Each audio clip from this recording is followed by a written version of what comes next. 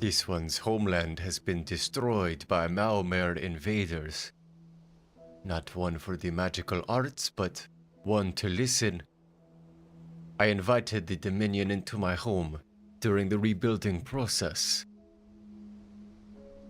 One of the Dominion soldiers knew of the ancient art of storm calling, and he taught this one many storm calling skills. Khajiti, not often known for their wielding of magics, occasionally pick up information from time to time. And this one will use these magics to rebuild his homeland and make those Maomer pay. Rolling fog. Yes. Oh, what's up? What's up, AT0? Yeah, I'm fucking grinding out so much of this goddamn game. The circumstances dictate that I've got quite a bit of free time over the past few days and up to the next couple of days. So, this one shall be playing as much Elder Scrolls Online as he can muster. For he must retake his homeland. Welcome back to Elder Scrolls Online. It is good to have you. You have new reward waiting to be claimed. This one take 9 luminous ink for scribing scripts onto grimoires, for scribing subsystem that this one will never ever use. Okay. Yeah, there's so many goddamn systems. It took me probably like 2 days to remember how to play this fucking game. Admittedly, once I got back in the swing of things, it comes rather quickly. But that first couple 48 hours is very difficult. This much is certain. This one is certain. Hold on now. Careful. The fuck? Too big for my britches. What the fuck? I need to get out of here. There's too much shit going on. Shit. Shit. Too much noise. Shit. Glad to have you back though. I did not believe that you wouldn't install ESO because I could hear the joy of this game in your messages as you wrote them. Be that as it may, it's still delightful to see that it took you less than like 48 hours and you're like, yeah, I'm back in it. I don't blame you. It's just so good. I started posting stuff to the ESO subreddit, which I hate Reddit these days. I deleted my account. I assume it's 95% bots and language model data harvesting and trash and fucking political bot activity and just not worth my time or cortisol levels. But I make an exception for the Elder Scrolls Online subreddit. I have little reason to believe that it's been completely inundated with bots yet. And so, spend time there and post there I shall. Yeah, I saw that invite. I think I got it from you yesterday. There he is, and yeah, Craglorn. Right on that money, 1303. Yeah, you played a little bit yesterday too. Got yourself about 5 CP. I see that. This one sees all. Yeah, on the word of you saying that I was a pretty good tank player, I went and ran some tank dungeons last night, and I did very, very well. I think I'm just a natural born tank player, which is very cool.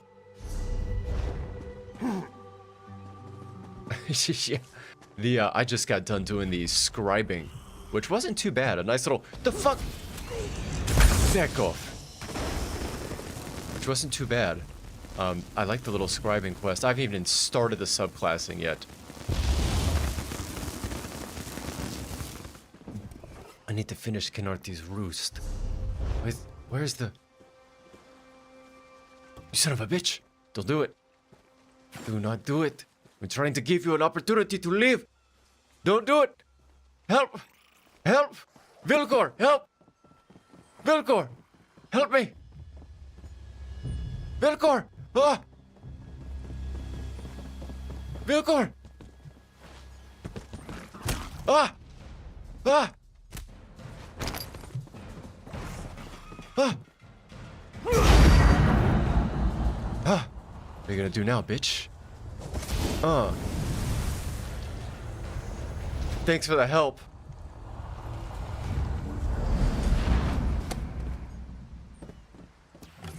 You bastard.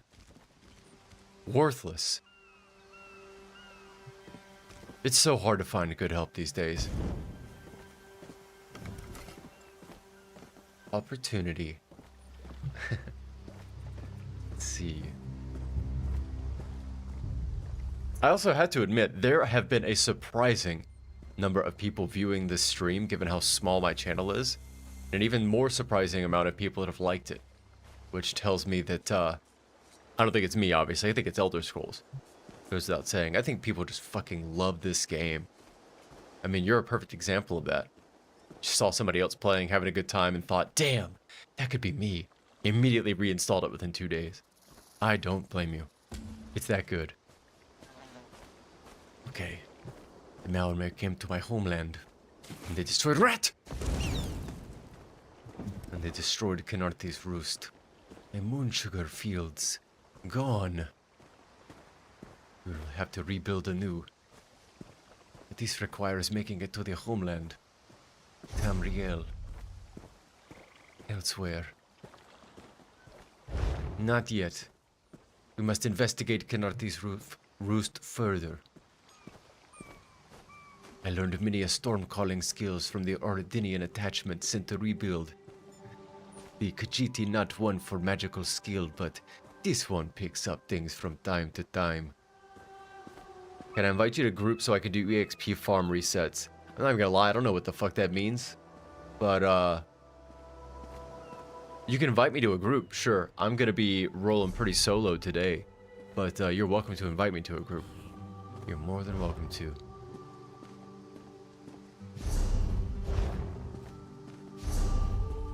Whoops. Here we go. Okay.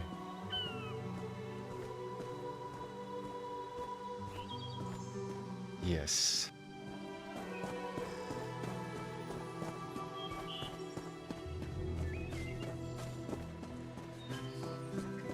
Sea vipers at the scattered shoals.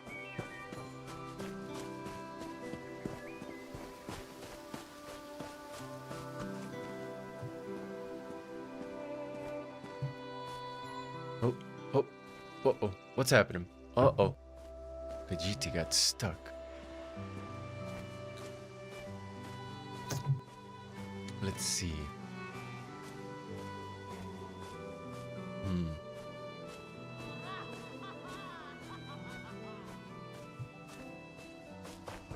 Entrance must be this way. Aha! Oh! No closer. Huh? Who's that? What are you? You scared this one. You come from nowhere. You materialize in strange elvish magics. What is? Come no closer. You stop it. I'm coming. Oh. Oh. Huh? Huh? Whoops. I invite you so I can do reset each run. You don't need to go to me. Yeah, feel free. If I can just help you by technically being a member of the group, by all means. I'll let you invite, yeah. Sky Reach, I guess decline? Cool, yeah. If there's anything else I can do administratively in the meantime, let me know. More than happy to help. Baange. Baange. Stop wasting moon sugar. Hail.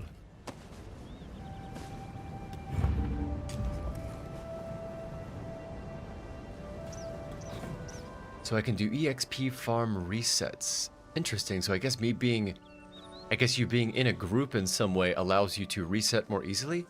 Interesting. Okay, where is... This way. This one was called Far to the Coast. No time like the present. Huh. Huh.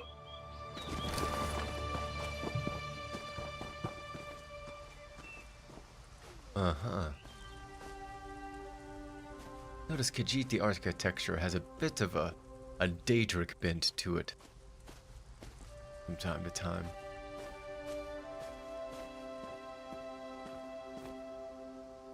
What is that? What's down there? An elite, maybe?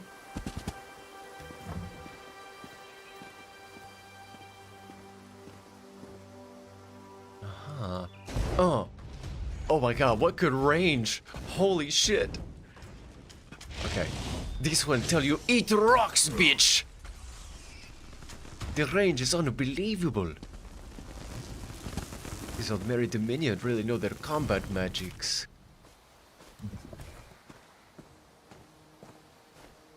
We have no such things on the Moonsugar farm.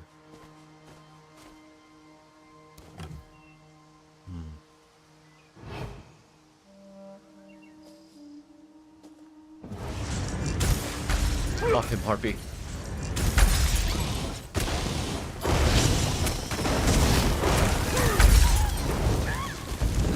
Oh my god, the sorcerer is so routed. Holy Jesus Christ! Okay. Good. How's that Moonsugar sash? Yeah, you like that.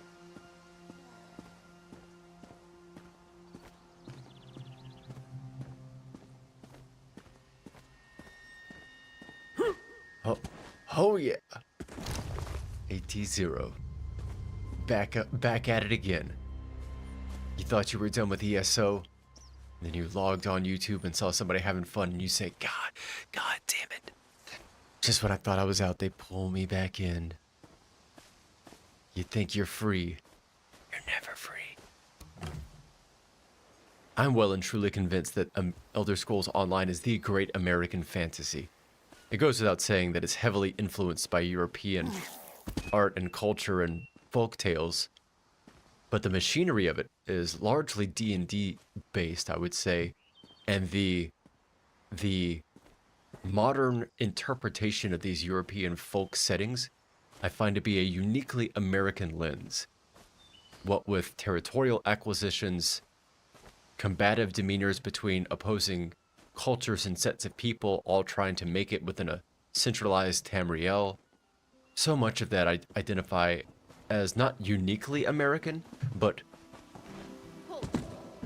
considerably American. And I've never seen the Elder Scrolls couched in those terms before. I've just seen it described as delicious fantasy, which it is. But I think there's more to it than that. Somebody's been puffing on this moon sugar. Oh, hey, excuse you.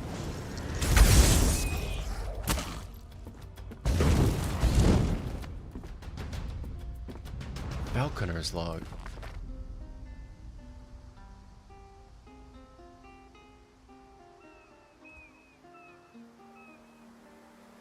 Here wither at the south shore with all hands.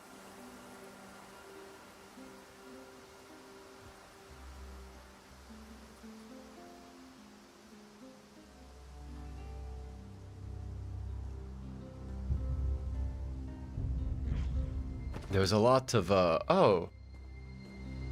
Hello, okay. Good to see you again. Yeah, there's definitely a lot in the Elder Scrolls that I wouldn't call uniquely American. Far from it. But as an American, I can tell you that we are still in the process of developing our own mythos. And our mythos is usually a function of other people's mythos because we are intrinsically a nation of immigrants. And I think that causes us to put disproportionate value on tales of people searching for their right to self-determination. And at what point does the individual end and the group begin? And those kinds of questions I find to be asked to great degree in the Elder Scrolls. Stop. Stay back. Where does a Khajiti end and a member of the Arden Dominion begin? Or Aldmeri Dominion? Where do the Mare end and the Maomer, or the Khymer, or the Altmer, or the Dunmer begin? And what are Dunmare but any other mare who have just been told that they aren't as good as the other mare? You do that for long enough to a population of people, they'll start to embody what you tell them. And not because of their choice, but because you're reducing their options to perform in other circumstances. It's like, it's a tangible blossoming of belief into a real world circumstance. And Elder Scrolls does so good with that. What do you want? Heed my words. You endanger more than your life should you approach. Excuse you? A fool who paid the ultimate price for ambition. But I would see none fall as I did. You must leave. The book before you is cursed, as are its two siblings. Can't you hear it call to you? Cartrinik, this one only hears the call of the moon sugar. I kid, I jest, I grow the moon sugar, I do not consume it. But I hear you. Then perhaps you're strong enough to resist their call. If you find them and bring them to the shrine, you might finish what I could not. Please, I beseech you. The books are a darkness that must be erased from the world. This one requires more information. The curse upon each tome is designed to feed souls to oblivion. But if you are able to resist their pull, you can collect the tomes and bring them to the shrine for their destruction. Where is this shrine? On the shores of Khenarthi's Roost, beyond the town of Mistral. It is lit by an ever-burning flame. Should you collect all the tomes, bring them to the shrine without delay. No matter how strong you believe you are, I fear the tomes are stronger. This is but a book. I am Khajiti with the pride of the cat people. I have much more strength than you give credit with your silly words, your knowledge. Though, to be fair, this knowledge is very powerful. Rock knowledge. Rock power. I think it would make sense that the Elder Scrolls 6 would take place in Hammerfell, especially as an independent of the Empire and the Aldmeri Dominion.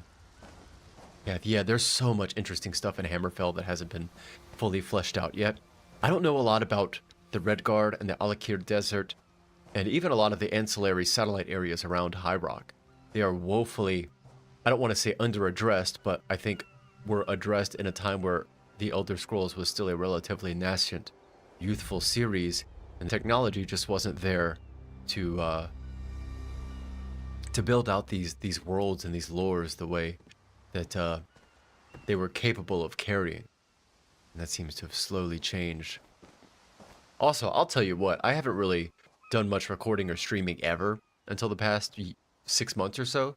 And I've gone back and listened to some of the recordings I've done. I've got a hell of a streaming voice. I've got a radio announcer's voice, if I've ever heard one. An amateur's radio announcer's voice, anyway. My voice just sounds decent to listen to compared to some of the other people I subscribe to. No shade on them. None at all. I don't think the quality of her voice actually matters that much, to be honest. But, quite like mine. I'm lucky, I guess. Okay, so Sea Vipers. I'm gonna end up picking up a Khajiti accent playing this character, and someone's gonna call me racist, and it's gonna be hilarious. This one is cat person. I'm gonna say that shit at the grocery store by accident. I have too many mirror neurons in my brain. You wanna know something about me? Too many mirror neurons. The neurological structure in the human brain that causes you to just freeze up and mimic back at someone what they do to you. I do that all the time. And it will get me in trouble if I'm not careful. Oh, what? Back off. Back off. That's what I thought, bitch. Okay.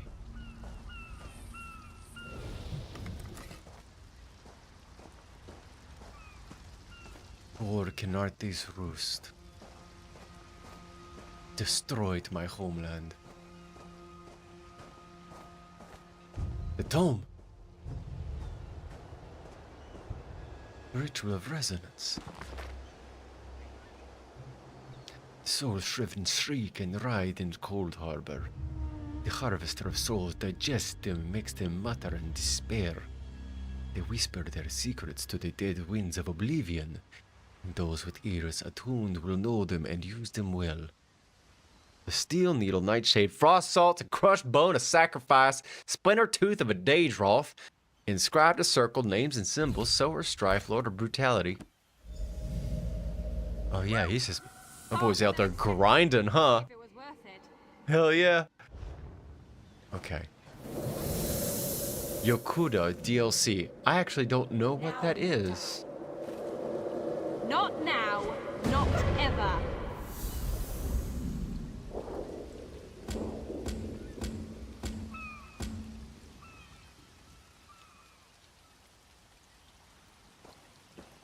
We'll go this way. This one's closer.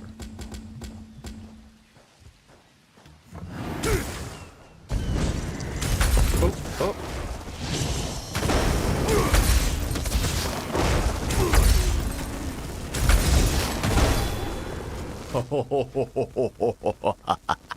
That's how we doing. Khenarthi's Roost, bitch. 1 day and a half and already level floated Templar skill supplies and 37 DK. I actually don't know what DK is, but goddamn, 40 levels in a day? You know, now that I've gotten one character to level 50 and I've like gone through most of the meat of how to get a character leveled up quickly, you really can crank through these levels if you know what you're doing. Very, very fast. Which I guess is good for an MMO. I guess you don't want to make it hard for players to get up to competitive levels pretty quickly. There's a lot about this game that's very well designed. Where are you? I can hear you, ma'am. Sergeant Firion. You there. Have you seen my squad? I don't know what you mean. We were all on a little Alkosh, part of the Dominion fleet sailing for Khenarthi's Roost. Then a hurricane blew up out of nowhere. Sails tore, hulls cracked, and we were thrown into the ocean. I ended up here. I can't find the rest of my squad. Did they make it? I thought I heard one of them calling out, but the ocean twists up sounds. If they're wounded or pinned down, could you keep an eye out for my soldiers? They answer to Edalus, Onglon, and Nistel. 2 of us can cover more ground. Edalus, Ongolorn, and Nistel will help find your I'm squad. sure my squad made it to shore alive. Our ship's hold was packed full of an old Bosmer healing remedy. The labels say torchbug treacle, but Marines call it glow juice. Glow Red juice. scattered bottles across the beach must be what brought out the Aelids. The glow juice. This one knows about the glow juice. We have a different name here for it in Khajiti land. Maybe one day I'll show you. The way around this skooma pipe. Squat creatures made of teeth, claws, and endless hunger. This is bad. Heard their cries up and down the beach since I came to. I will find your Good luck. torchbug treacle glow juice. I mean, moon sugar. I mean, yes, glow juice, not moon sugar. Certainly you would never come to Khenarthi's Roost to buy moon sugar. This is crazy. You would never do such a thing. Certainly not under the careful watch of your commander. What is that? It's just quests everywhere. The fuck? Oh, haha.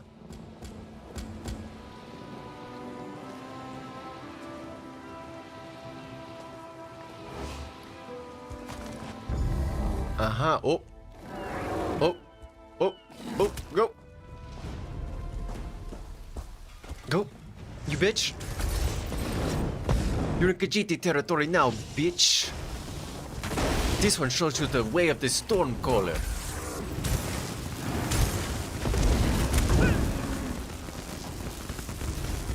Neither teeth, nor bone, nor scaly skin could stop this cat person.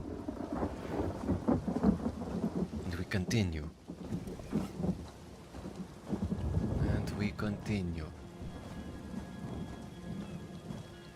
I see.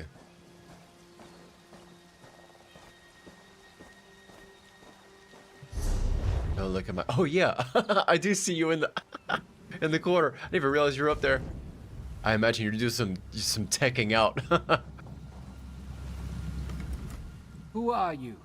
Were you part of the fleet? Sergeant Firion sent me to find you. Alive? Good. That's good. Wave smashed me against the ship. Cracked a few ribs. Not the best feeling. I believe this. Tastes like sandals boiled in mint perfume. But if it knits my ribs, I'll drink the whole bottle. Interesting. Good. I'll find Sergeant Firion. So Torchbug Treacle is not only a healing salve by the Bosmer, but it can mend broken ribs? Broken bones? I might need to get out to the Valen Wood at some point. I've got a Bosmerian warden, and she's relatively higher level, maybe 37 to 40, but I wasn't really emotionally attached to her. And I think I might just bank all her stuff, burn that character, and start a new level 1 Bosmer warden. That I have a more grounded understanding of her motivations. The AT of 7 wood. Oh, excuse you. Excuse you. This one shall run. This one shall run quickly.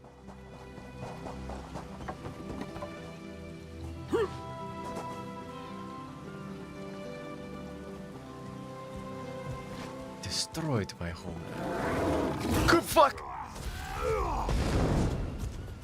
That's right, Diagro, bitch.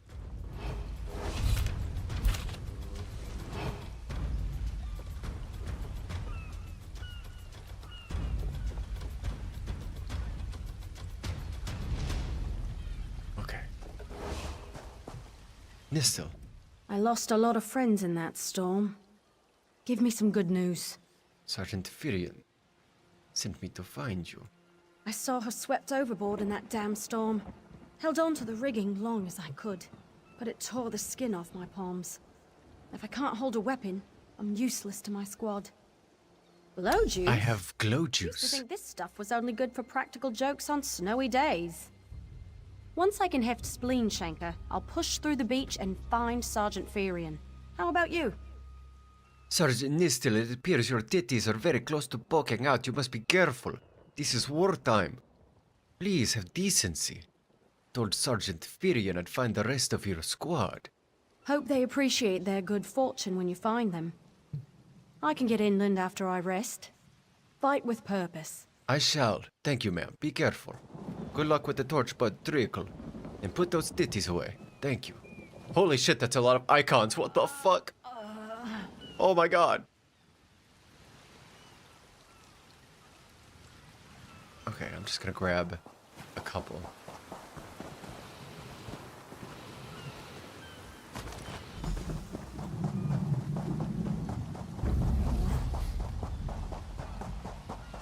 Oh!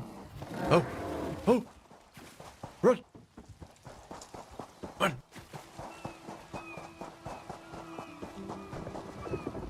Bless Ifra. I'm glad you came by. Wait! Wait! Oh! Ah! One moment!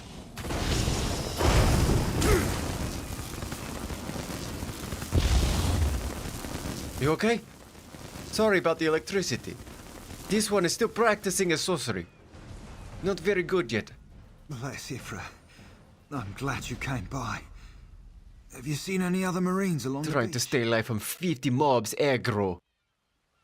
Just fucking running around. I guess you're farming XP from aggro, and you're getting hurt and you're healing? I'm not sure how that works. It's interesting. Sergeant Firion sent me to find you. She's alive. I suppose that's some luck amidst all this wreckage. Can't say the same for my leg. If I don't put too much weight on it, I can manage a good hobble. Well, you should manage a good hobble away from this place. Glow juice? By the gods, it just might. Soon as I can stand on my own, I'll head inland. I did find everyone in your squad. Lieutenant Gellin dragged me out of the water. He'll want to know Sergeant Firion and the rest of the squad are all right. I think he said something about looking for shelter in a nearby cave, but I was still coughing up sand. Goodbye. I stand and I walk. As the drift go to the cave. This one shall sneak to cave very slow like. Wait, what? There we go.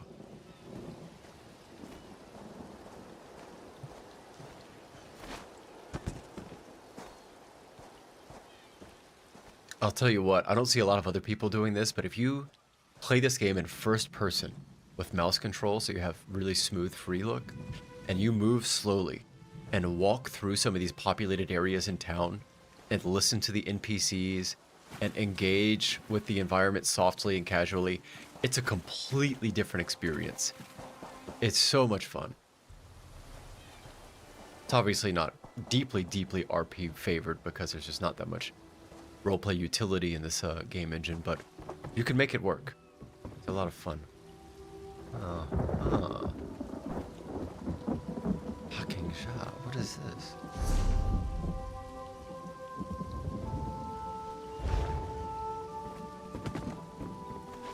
Oh.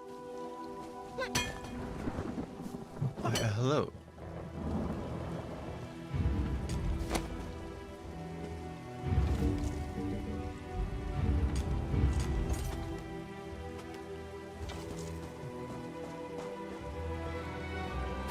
Always pay respects to people visiting Khenarthi's Roost. You never know who will come to your aid.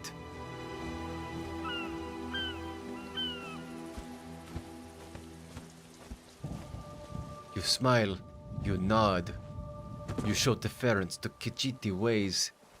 I assume goodwill on your part.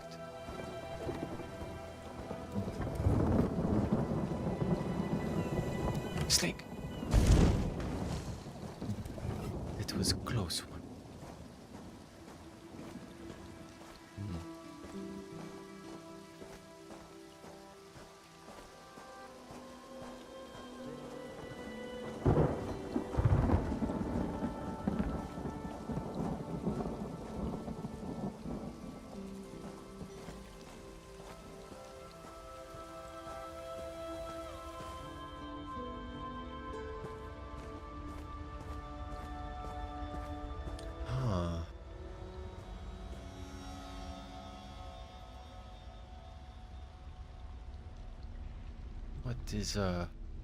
What is this? What? Wait, hold on. This one does not know about this area. Khenarthi's rooster has some secrets to this, Khajiti. Holy shit! Up. Okay, we go this way. We go this way.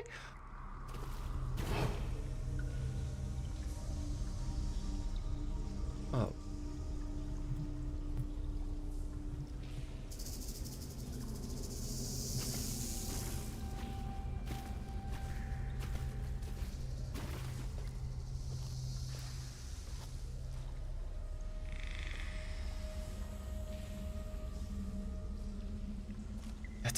That's a big one.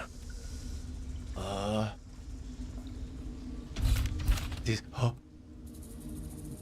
was that?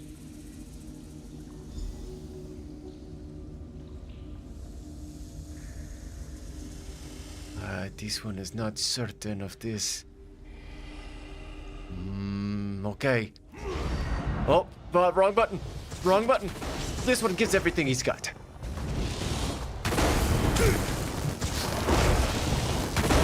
It rocks, bitch. The Khajiti storm calling arts. This one learned many tricks from the Ardenian detachment. Storm calling magics may not be Khajiti's first pursuit, but they will be your last. Snake! Okay. Damn. Did not make it in time.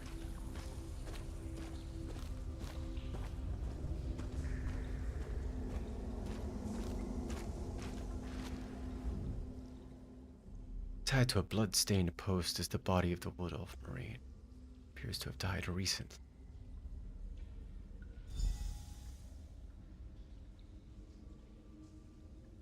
His corpse is soaked in blood as if from many shallow cuts. Greenish foam mingles with the smear of the blood. The cuts... Oh, shit. Wasn't finished. The cuts on the lieutenant's body form strange but repetitive patterns. His blood was smeared across the uncut portions of skin to create wave-like symbols. Exact cause of his death is unclear.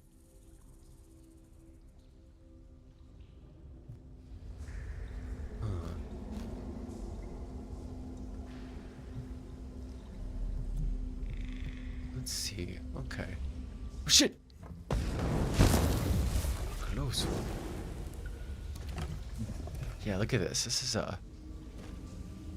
screenshot worthy right here. Well, not quite, given the framing, but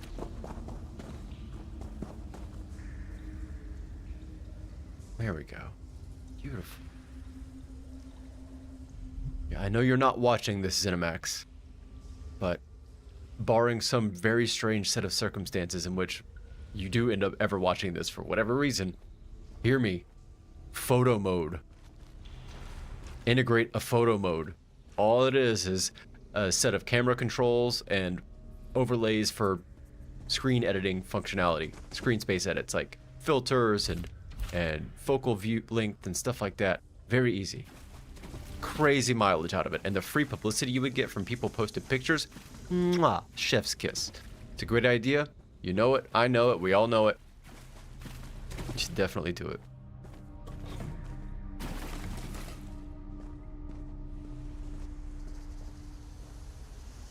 More screenshot material.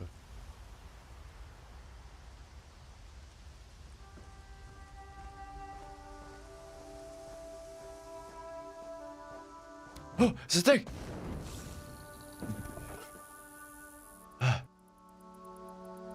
Do not understand why we moved to island with so many goddamn snakes. This is ridiculous.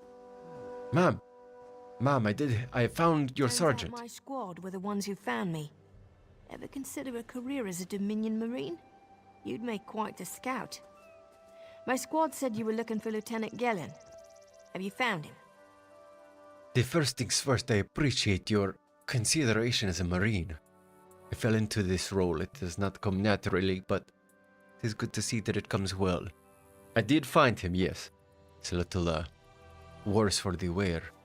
What do you mean? He was fucking dead as fuck. Extra fucking dead. First, a hurricane blows out of nowhere and destroys our fleet. Then, an able-bodied Dominion Marine is captured and tortured to death? What else was in... An able-bodied Marine and tortured and captured to death? Oh, what of it, mate? Lots of bones, candles and snakes, and also wooden posts. Very, ugly down there. Some kind of sacrifice? This is too big for my squad to handle. We need reinforcements. Nistel spotted a beached ship nearby. It looks intact, and she spotted Dominion sailors aboard. Sergeant Firian, you have proper scoping of your goals and capacities as a leader. You know when problems are too big for you and you need assistance. This is the mark of a quality leader. Glad to have you on Khenarthi's Roost. What are you going to do? We need to combine our forces and find who murdered Lieutenant Gellin. My squad and I need to pull his body out of that damn cave. Would you warn the sailors on that beached ship? They need to know it's not safe to wander around. I shall warn them, yes. Wait. Take this. No liquor. I found some glow juice while I was looking for my squad. But they're on the mend. You'll get used to the taste. This one appreciates the liquor drink. Thank you. Don't know if you know this, we Khajiti have a taste for lemon sugar. Okay. Oh! Fucking snakes, this fucking island. Okay.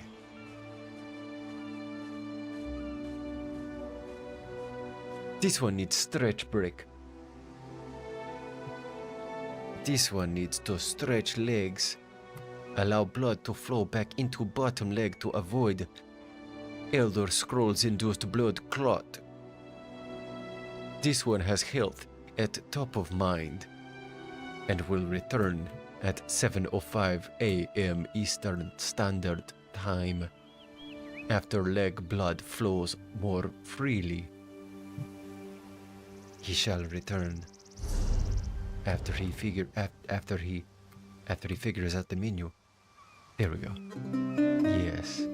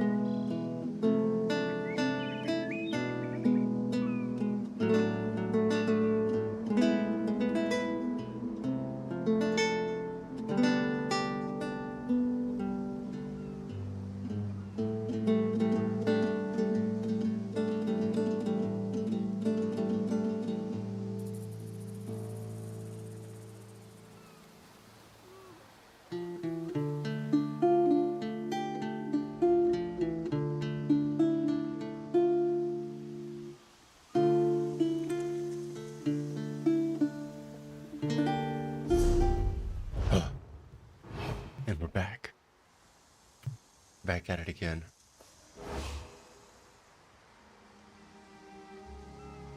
Okay.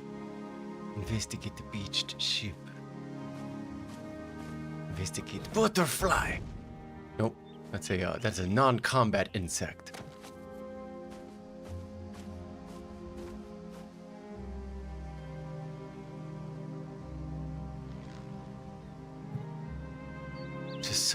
Let's soak with that music for a second.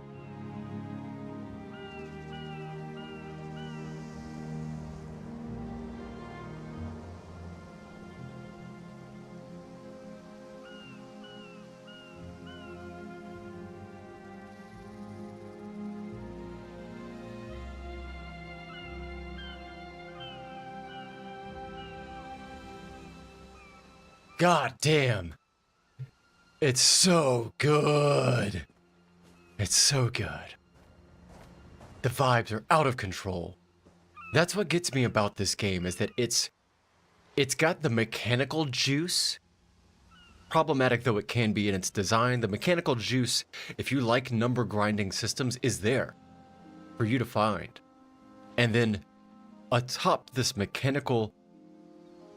delectable palette of mechanical goodness lies some of the most vibed out, consistent, approachable fantasy that modern video games has to offer. It's amazing. It's wonderful. ESO was one of those games that I got on a whim.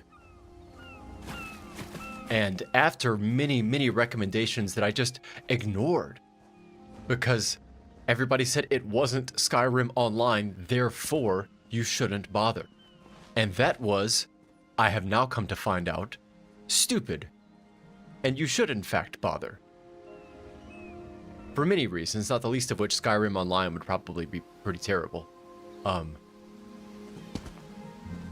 But that this game is just great in its own right for a multitude of reasons.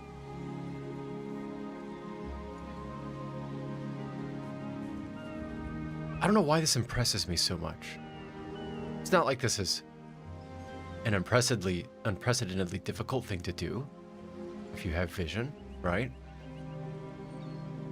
But if that's the case, why are modern games, at least those of this broad of scope, so fucking garbage? Why did Dragon Age go to shit? Why is Cyberpunk, awesome though it is, more of an action game and less of a role-playing game? Why is it hard to build these spaces? What do these people have that other developers don't? I don't know. But I hope they hang on to it. Talk to Quartermaster Oberlin. There he is. Oh. Okay. What luck! The Prowler was untouched by the hurricane. Then, as we sailed past these shoals, a storm came out of nowhere and beached us. Wait, what are you doing here? A Dominion Marine was killed in a nearby cave. The hurricane killed hundreds of Marines. Why Yes. does it matter if one of them died in the cave? No. He was murdered in some kind of ritual. His squad needs reinforcements. Oh. Well, the Prowler is like a hen in a wolf den until she's seaworthy again. Maybe your Marines can prove they're more than two-legged cargo in shiny armor. If they pitch in, I'll consider reinforcements. I don't know Here if... for it? Or are they all talk? I'm not sure if I would go to battle with them quite yet, but I think they can pick up a box or two. And I'm sure they'll be as useful as they were in the hurricane. Should they care to prove otherwise, they're welcome to do actual work patching leaks in the Prowler's hold. Maybe they can locate a replacement helmsman's wheel in all this wreckage. Let's see if they can find the helmsman's wheel and patch this ship. Are you okay? What's wrong with your eye? Your eye is... You know what? Never mind. I am sure there's a good reason. Oh, and our sunsighter. It must have fallen overboard when we beached. Oh. Our lookout saw those skink-fingered pirates make off with it. You'll have to get the Sunsighter back, any way you can. I have a few ways. This is no problem. I do have a few questions. Sure, talking's easier than working. Well, ask. Who are the Sea Vipers? Barnacles on the arse. They're all sea elves. Maomer, they call themselves. Nothing more than pirates, if you ask me. Some say they have a connection to the water itself, but it's a lie. Anyone can learn weather magic like they do. I will overlook the offense of such a statement. Sir, what's a Sunsighter? Captain Jimala uses it to navigate. I could tell you how the sun and stars show the ship's exact position, but none of it matters while it's in the Sea Viper's hands. And the Prowler? The pride of the long coast. We'll sail for the Dominion as long as they pay us to raid enemy shipping. Oh, so you're pirates too by another name, huh? Joan and Jode, don't let the captain hear you say that. Pirates steal and pillage for themselves. We're privateers, so we do it for whoever pays us. A crucial distinction. Oh, your face! Are you okay? And who is in charge of the Prowler? Captain Jimala took over the Prowler a few years ago. She's smart, cunning, and deadly dangerous when provoked. She's also luckier than anyone I served. Every ship in the fleet smashed to flinders on Khenarthi's Roost. Every ship but the Prowler. Alright, well, thank you. Thank you. Let's go check out this ship. Well, first things first. Why don't we go grab the Sunsighter? Tyrion. These aren't Dominion sailors. They're privateers. Just our luck. You take what you get, right? Oblong promised reinforcements when the Prowler is repaired. We'll show that old sea cat what Dominion Marines can do. Alright. The goddamn Sea Vipers stole a Sunsighter. Onglorn is our best tracker. He can recover the Sunsighter in no time.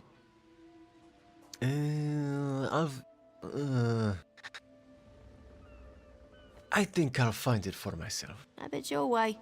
What else needs doing? There are leaks that need patching. Nustellis is good with a mallet as she is with her sword. I can have her patch the Prowler's leaks. Yes, if you'd please. She'll have those leaks fixed in no time. What else? The replacement helmsman's Edoras is wheel. the best scrounger in the regiment. Alright. If you want, I can send him out to look for a helmsman's wheel. Okay. He's on his way. Anything else we can do? I got the rest myself. All right. I appreciate what you've done for us. We'll keep the Prowler safe while you take care of the rest. Let me do the dangerous work. Don't want to risk unnecessary amounts of NPC lives for such a simple side quest. This is foolish, you see. Hey?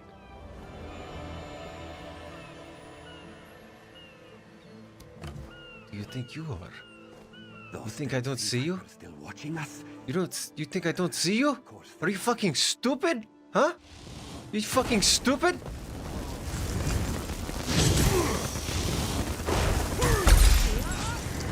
The rocks at your face. You have no chance. You are far away from home, my friend. You foolishly use your storm magic so much that you teach it to your enemy. Oh no. Oh no.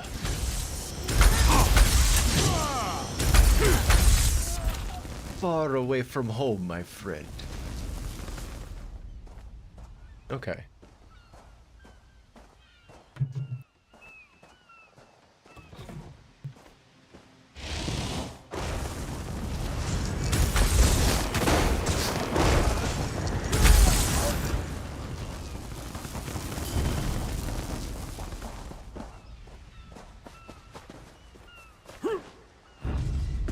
Oh, shit. Did he just give up?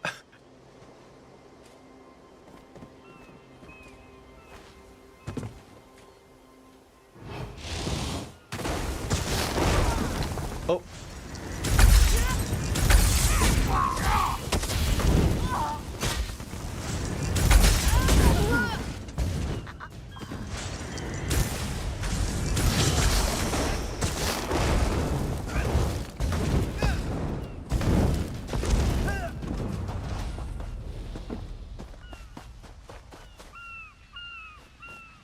Let's see how this guy in the group is doing. 1306, he's climbing.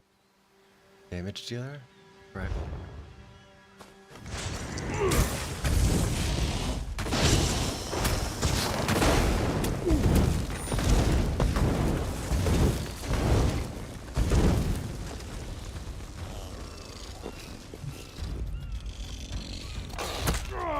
Oh shit.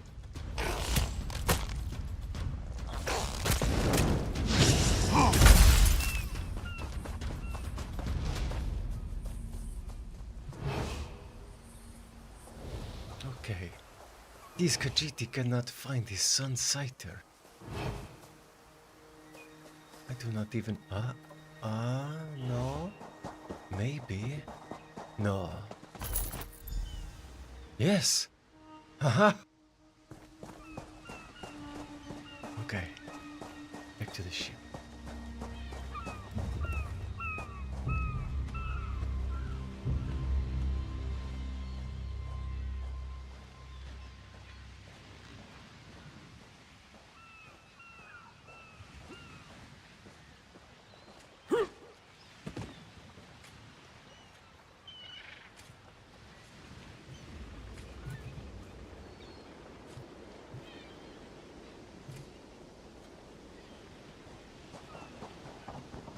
Oh.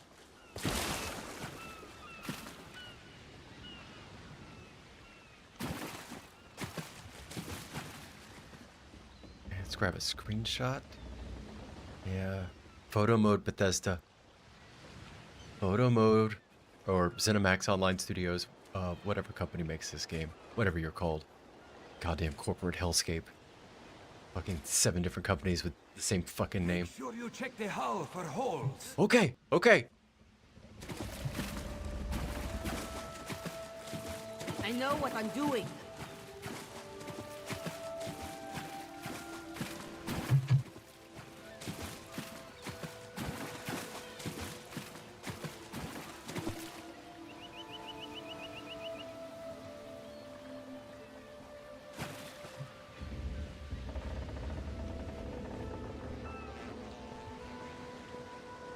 This one has returned. With the sun sighter. Still do not know what this is.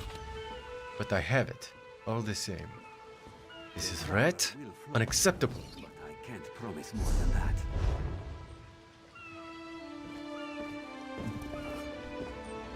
Crabs acceptable.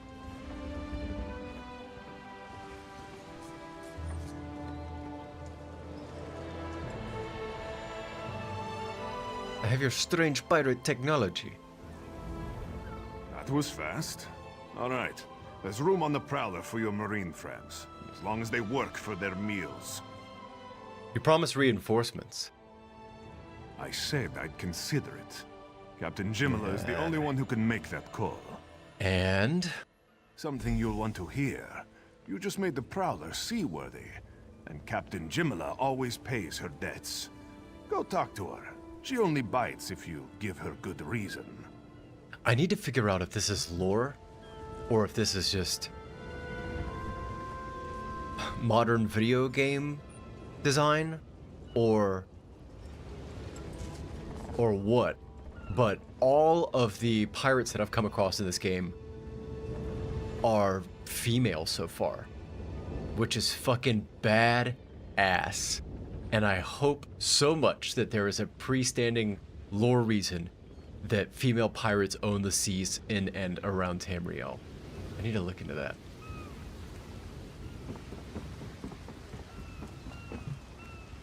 I suspect there might be, because it's awfully consistent. Oh shit, what the fuck?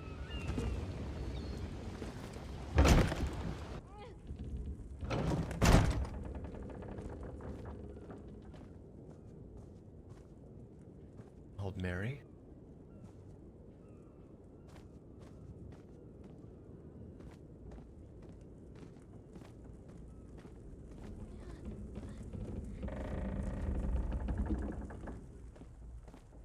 Nice ship. Pretty good privateers from the look of it. Oh. You alright, Pamio? Land. Have we reached land? Yes? But the room still spins. Why did I board this accursed ship? I don't know, it's a strange question. The Prowler needed a cook, so I volunteered. First time to travel by sea. Thought all the water would be like the marshes back home. But now even the smell of food. Oh, gods. Goodbye. I will leave you to your own devices.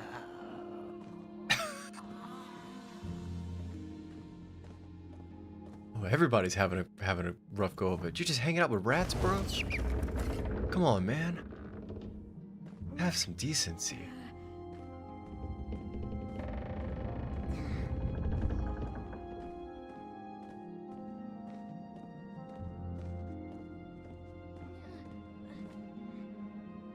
Nice old Mary candelabras.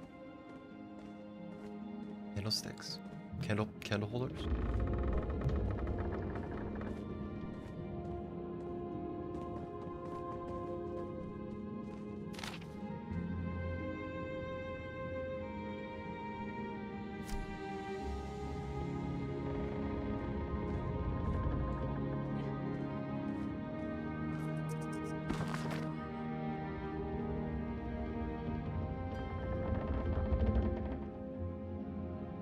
That's the log for the ship.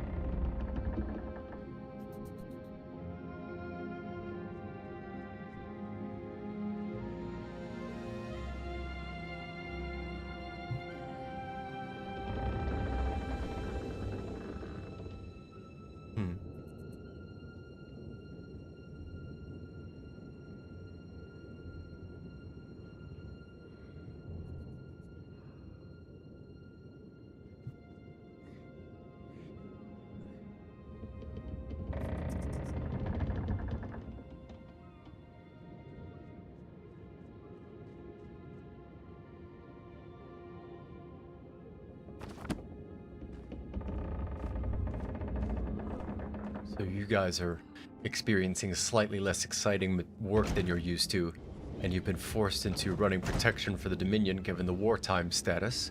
That's what I gather, at least. Got it. Where is she? Right up here?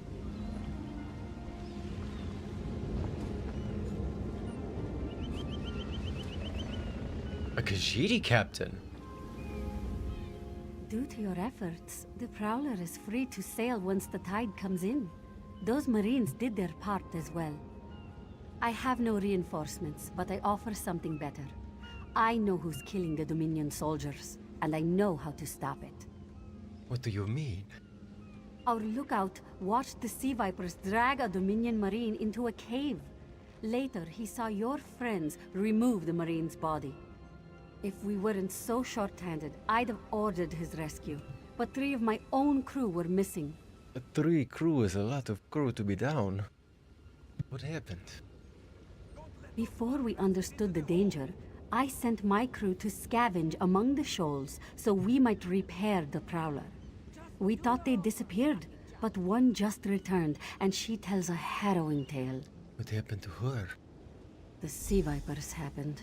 Now there's a new storm brewing, and I fear they're the cause of it. Mustangwe recovers below. Hear what she has to say for yourself. Oh, I saw Mustangwe. Yes, she was having a rough go of it. Let's go see. Mustangwe was not doing too well. No, that was Pamgui. It was a different one. Where is she?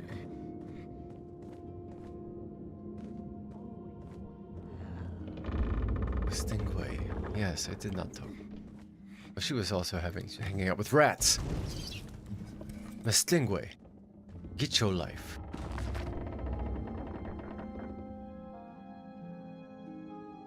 Beldama weird is of a special interest to Imperial researchers. The Beldama are found within the thick forests of Central Glenumbra, which are problematic to the explorer due to the broken terrain and heavy vegetation. Precious few have encountered the Beldama weiresses, another name for a group of ward sisters or witches. But those who have speak of dark encampments under the canopy of ancient oak trees and cavorting rituals to honor Jeffrey, an aspect of Yfre, the most venerated god of the Bosmeri deities. Hell yeah. Very cool. Khenarthi's Roost has beautiful music. Is there an Elder Scrolls soundtrack for sale? Let's see.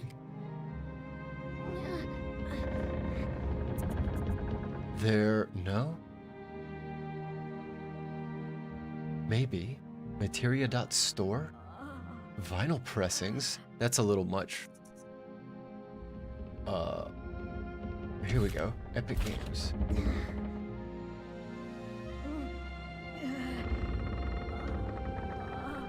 $16? I might have to get that. Oh, hold on now. Oh, Blonde's left. Whoa! Oh! Oh! Oh! Oh, it's a close one.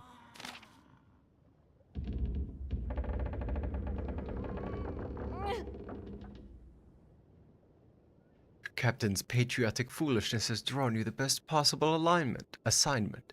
Imagine scouting for the Navy around Khenarthi's Roost. You'll hit the sands long before any of those officious marine thugs have time to look around. I'm sure you knew most of my supplies come from KR. Since you don't have to pay any shipping fees, you old sea cat, I expect you to cut me a deal next time you're in... H? H? I expect you to cut me a deal next time you're in H. I'll have a new batch waiting for you, so be sure to meet me in my raw materials. To keep this short, I hear you're sailing with the tides. Best of luck and a safe voyage to you, okay? H.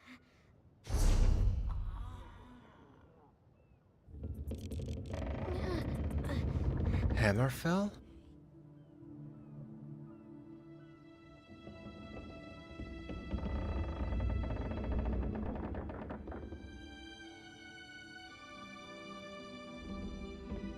That's a hell of a pirate run.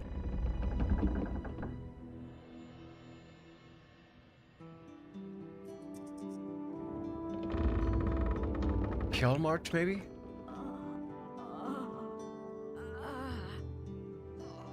It's possible. I don't know. Hell of a pirate run.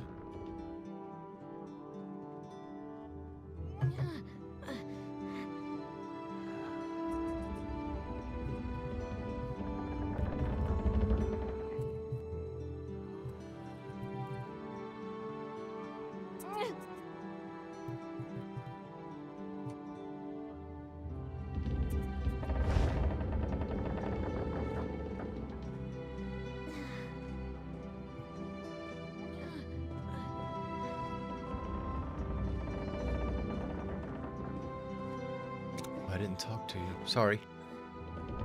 My stingray. Sea vipers are insane! They're trying to create another hurricane! It's... You know, hurricanes are not good or bad, they're just weather. Weather's not so bad, yes?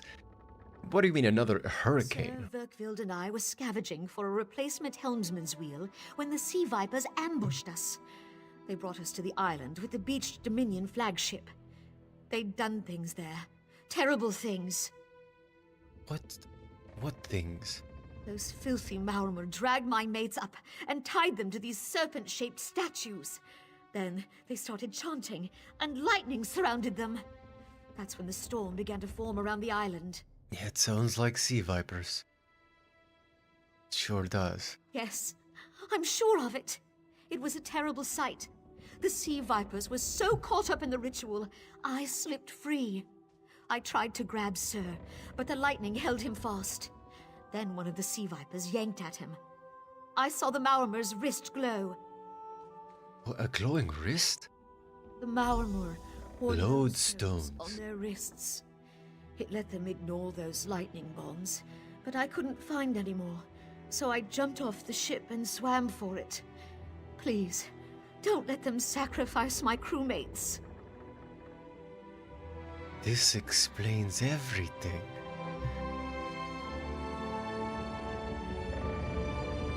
The Dominion soldier who taught me the ways of storm calling said I was to be a lodestone sorcerer. This one sees. Makes sense. I know the way of the lodestone sorcery.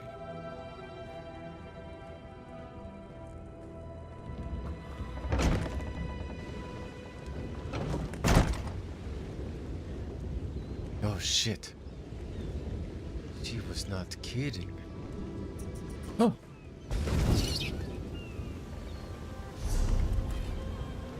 It's a close one. Rats are everywhere. Wait, wrong button.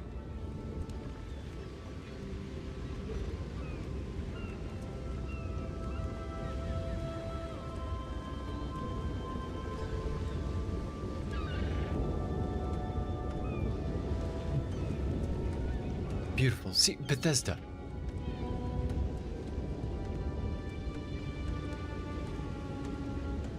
Screenshot mode, Bethesda.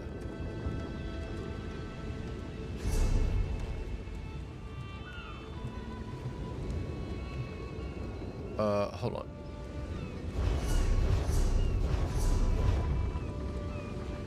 There we go.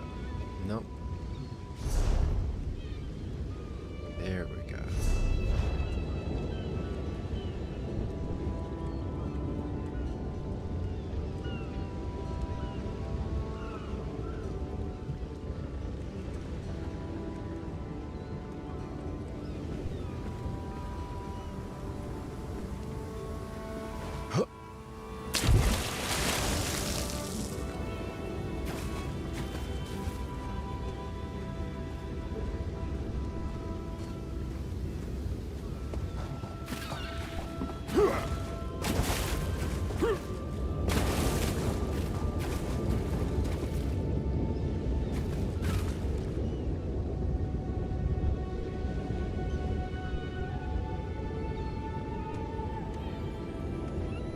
Oh yeah. Love a good screenshot. This one wonders if the meat of ships is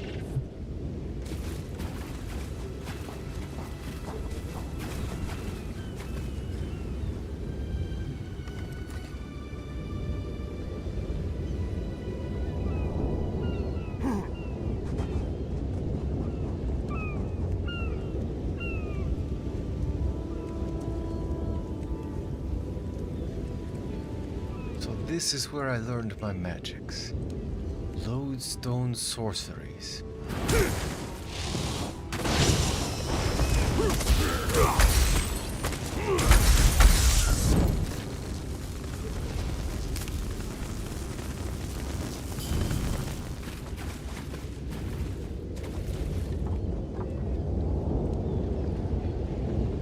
Looks pretty dangerous.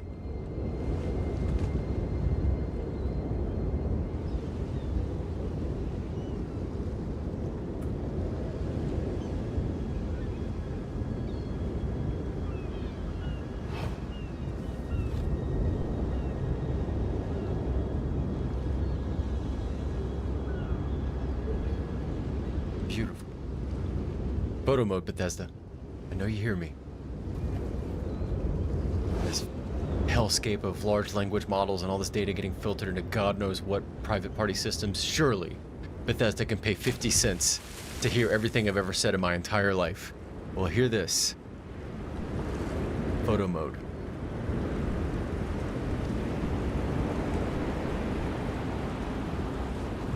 This feels very stupid to just swim straight into a hurricane. But it is work that must be done.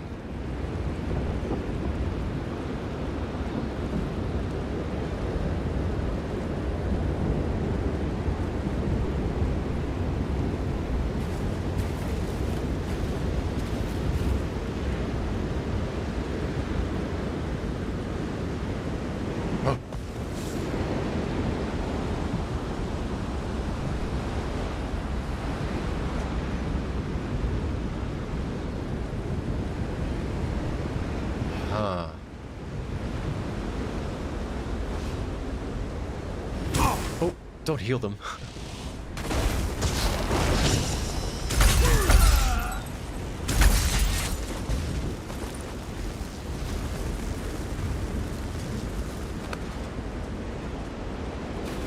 Thank you, sir. Khajiti, look out for one another. Oh, damn, he swam. He swam across the ocean now. Thank you.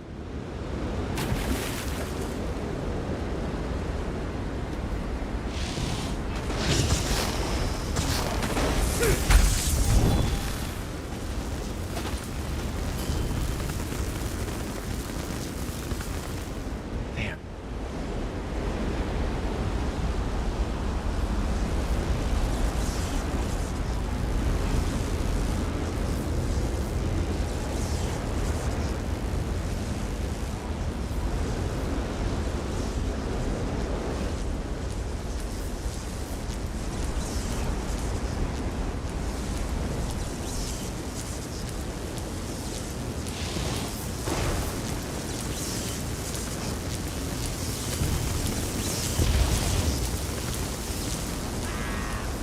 Oh.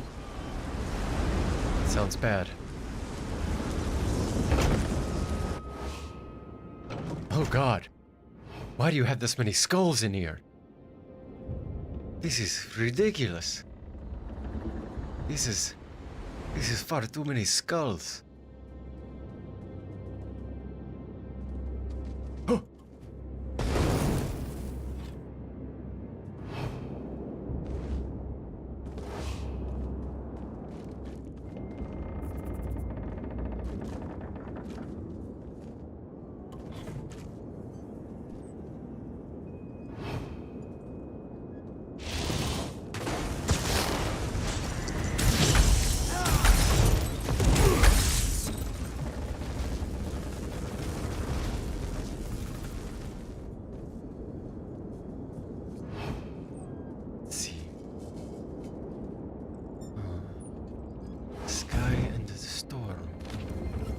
Bleed the sea and stone the tides.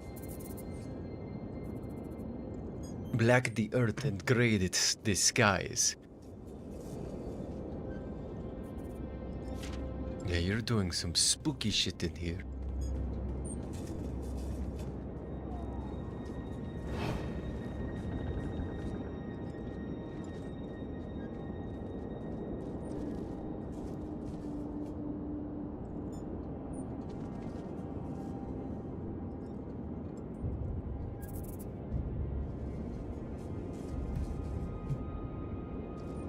There's some kind of statue that I've been seeing making the round in games news media.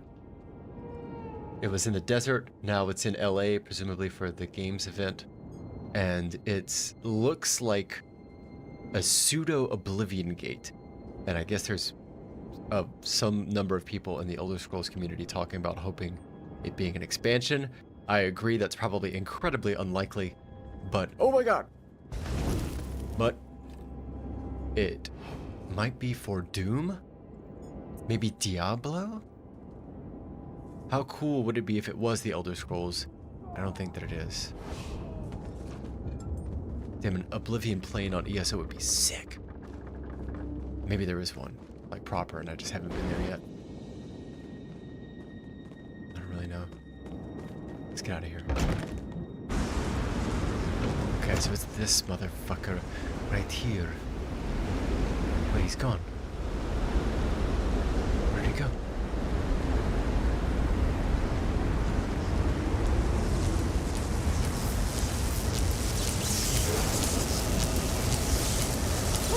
Verkvild! Sea vipers are insane! Run! Run, Verkvild! Oh, what's that?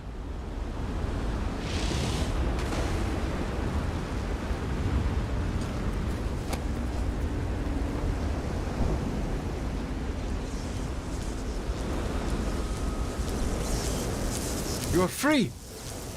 You are free, sir! Run! Kill me today! Hell yeah! He's like, I'm get the fuck out of here, boy! Gone, phased out. I guess somebody beat that boss earlier. Let's go. This one makes it to safety.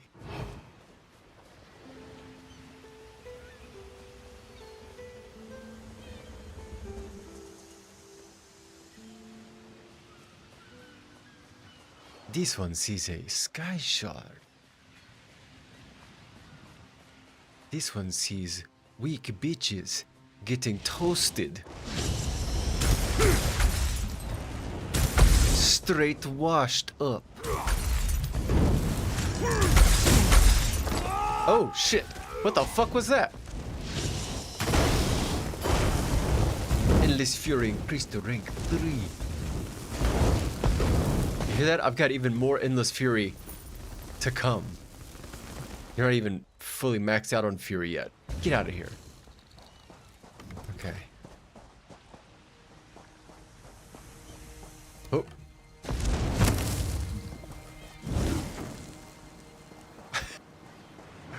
Oh.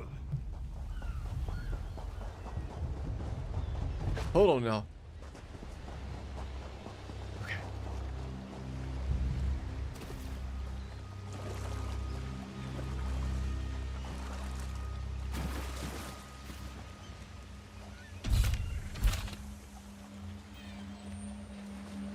Man, my guy in this group is just grinding.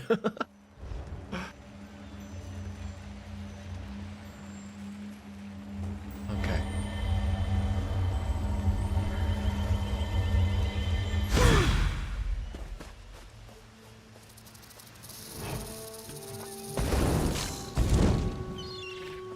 Snakes. The worst.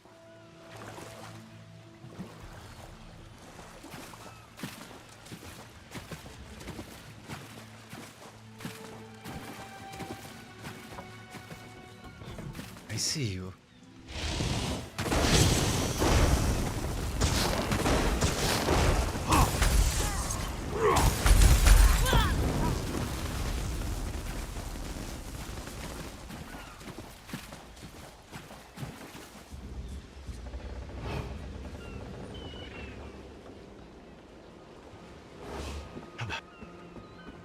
I freed them from the lodestone, or with the lodestone.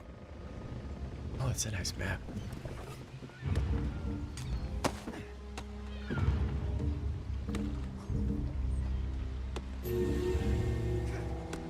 What the fuck was that?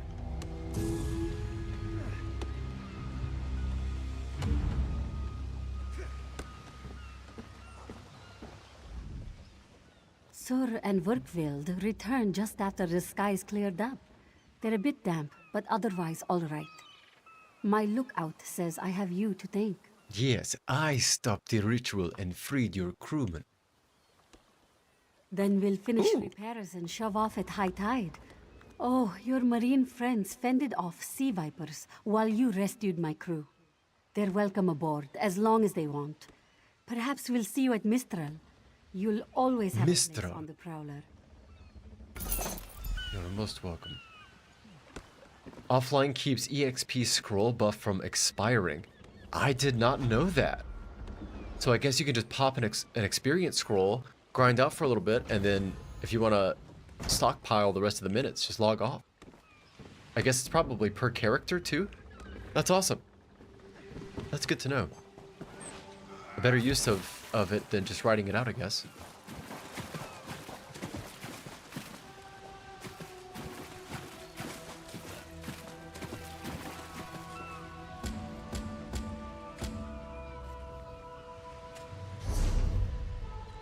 Through a veil darkly, what is this? Vana Scalarian, that's right, the Mages Guild, which I wanted to do because I'm a Khajiti sorcerer who was taught the art of magics through an Ordon detachment at his destroyed hometown. It would stand to reason that he's quite interested in these strange arts that he knows little about. He was inquisitive enough to learn how to do storm calling. I imagine the Inquisition, well, inquisitiveness would continue further. Then we've got the main quest. The guild quest. I guess that's part of...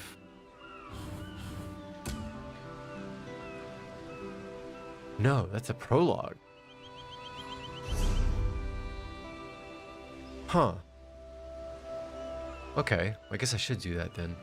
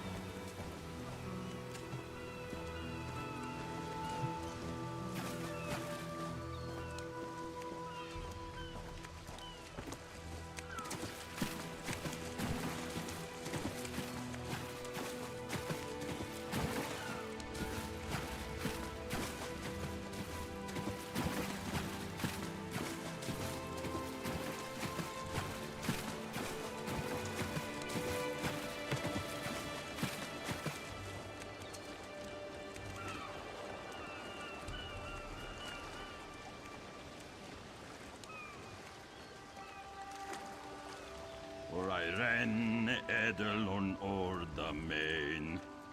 What are you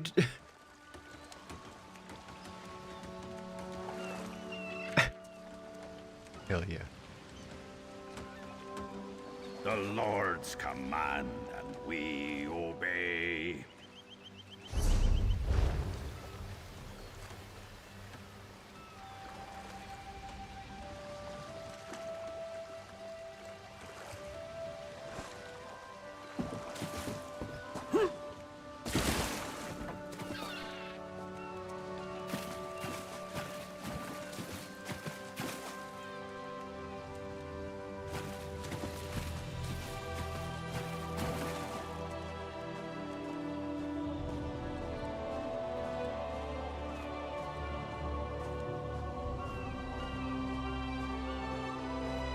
This is such an enjoyable way to play these games.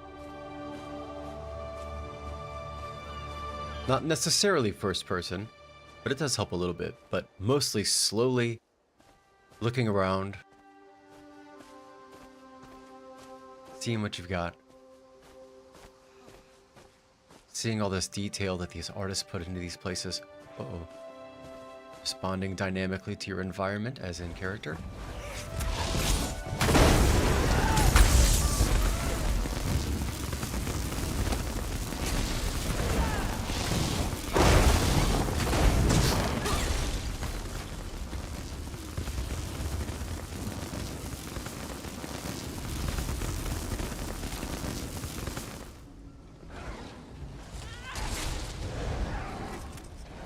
Huh.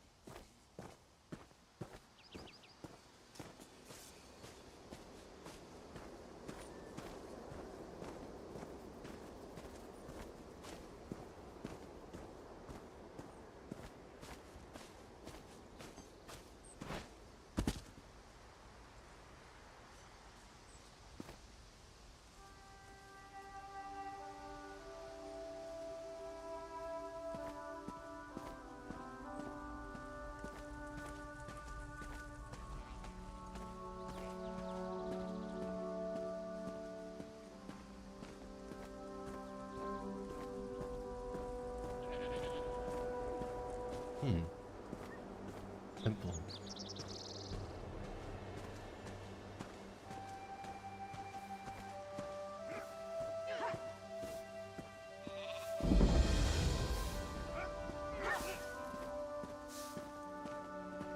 Waning gibbous.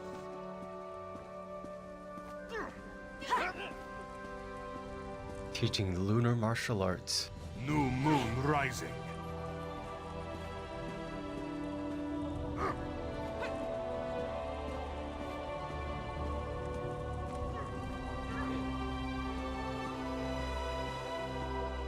Knock the light from the eye. You should pay my respects while I'm here. Your enemy falls. Strike from the side. Oh, excuse. Blow the wind from How rude! Unbelievable. They'll let anybody on this fucking island. Swear to God. Smooth, arcing motion.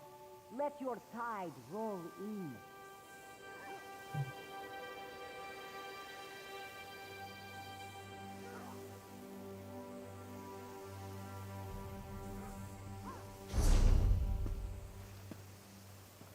Blow the wind from his lungs.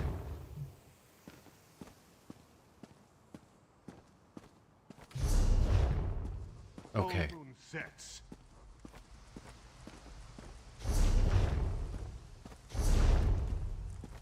As the Waxing moons move gibbous. below the horizon, so must you follow through. Putting enemies off guard.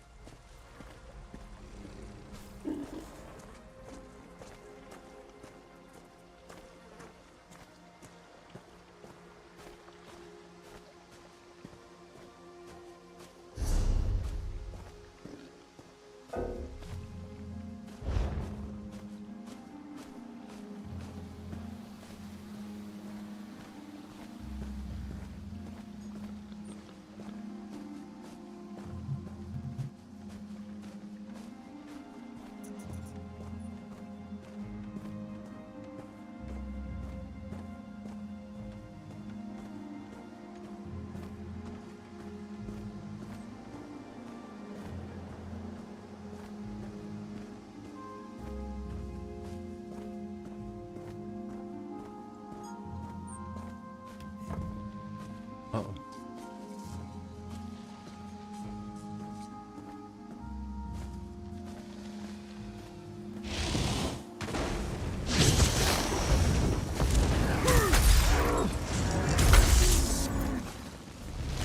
That's what I thought, bitch. Oh.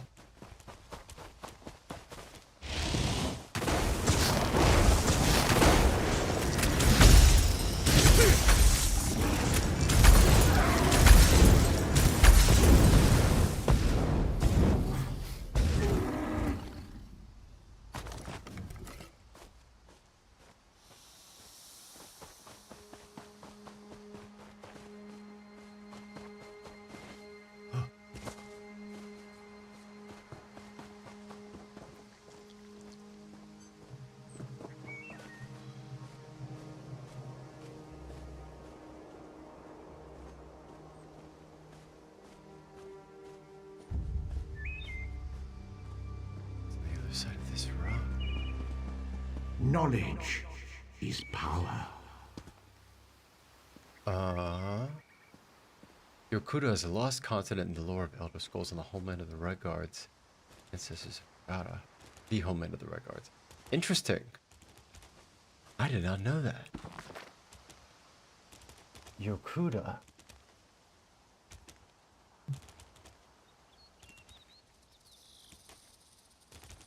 Old Yokuda. Continent west of Tamriel. Partially sank into the sea during the First Era. Ancestral home of the Red Guards, as well as a purportedly extinct race of Aldmeri known as the Left-Handed Elves. The Sinistral Elves. Interest. At last. Oh. This book had best be worth the price.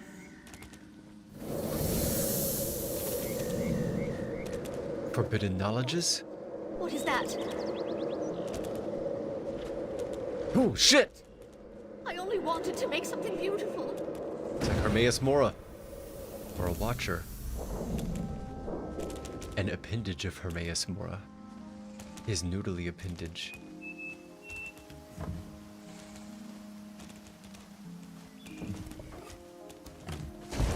Excuse you.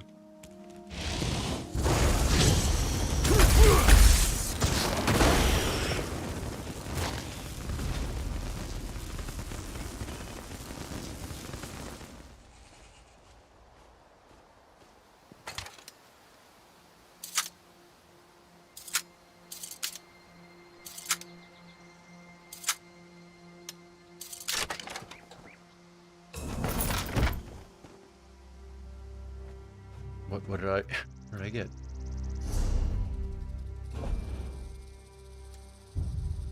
Oh, let's do that.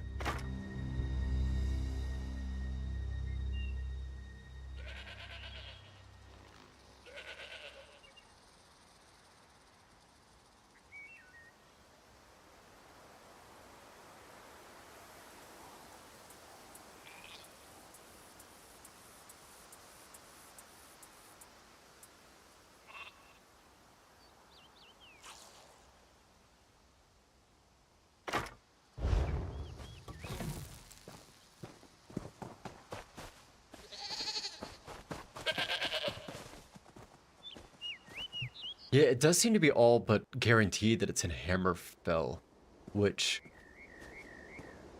I guess I don't know if Bethesda's confirmed that or not. They may have at this point. I don't know if they have or not though, but there have been so many leaks that suggested it was that I would not be surprised. It's interesting how leaks and noise and background radiation of an upcoming title can reach a point where it's taken as fact, and usually it's correct. I've always been curious at how many of these leaks are actually managed single channel releases by these companies on purpose, you know, to build internal marketing buzz from the community of fans and media circles, tearing it apart and hypothesizing and generating its own motivity rather than just like reporting a straight fact. Definitely what I would do if I was one of these companies. I would just leak out a couple of correct things, maybe 2 or 3 times more incorrect things, and let the community run wild. Pseudo ARG. Forget an asshole ARG. A liar's ARG. Otherwise known as marketing.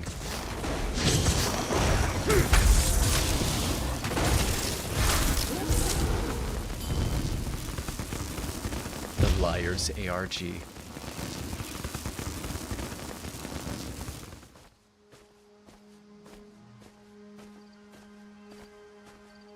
I almost don't even think I'm going to consider the Elder Scrolls 6 as canon or even a significant part of the Elder Scrolls lore system until maybe a year or 2 after it's been out.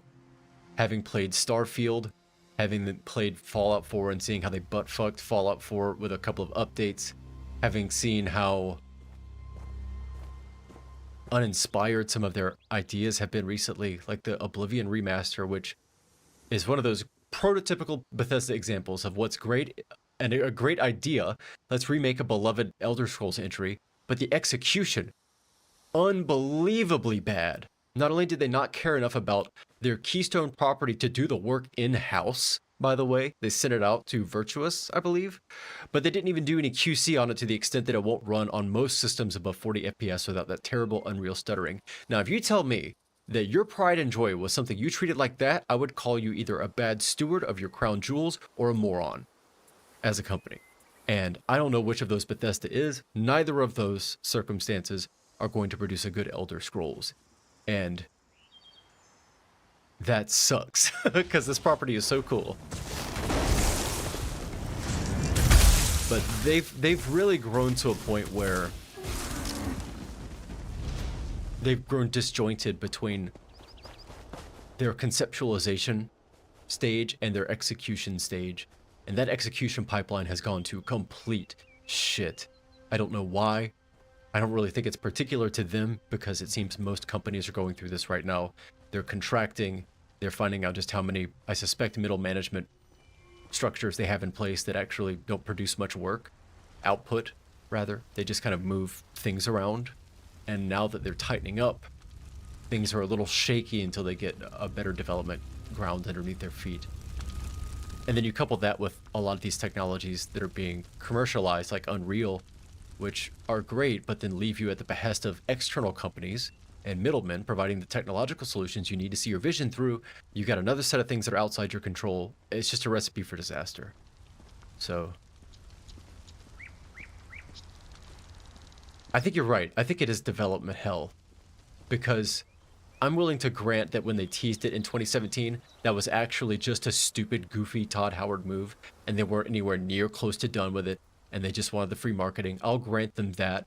I don't think that was development hell at that point, but yeah, I think you're right. Especially, I keep coming back to Starfield, because Starfield is yet another example of fantastic ideas. The thought of what Starfield could have been intoxicates me to this day, both as its own standalone piece of lore, as well as executed through a well-curated form of the creation engine. They could have done amazing things. The theory was there, but the follow-through was not. You could see vestigial systems in space travel where it was going to use helium that ended up not being a consumable resource because I guess they couldn't factor it into the economics of the gameplay enough to make it compelling, or at least not a pain in the ass. So they just took it out. So you just put fucking helium tanks on your ship, and they don't do anything. They're just there for looks. Well, looks and unlocking distance traveled as like an integer unit of gameplay, which is ridiculous. You may as well not even have the system in there at that point. Or how about the fact that I will never fucking forget the first 30 minutes I'm playing Starfield, and I'm on Gygaxian, I believe, the first planet you go to when you get out of the mining area, and I see a gaseous vent in the ground, and I think, okay, this is probably an environmental disaster. Classic Bethesda-ish.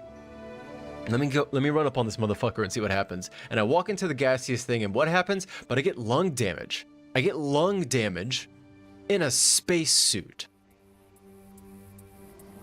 At that point, I realized that this game was made up of 20 different teams who were not talking to each other, who did not have cross-communication in ways that benefited the final product, and all of them were circle jerking, patting themselves on the back. Worst case. Granted, worst case, maybe that's not what happened. Maybe they just got word from Microsoft on how to use a bunch of technologies they didn't know how to use or didn't want to use, and it fucked the game. I don't know.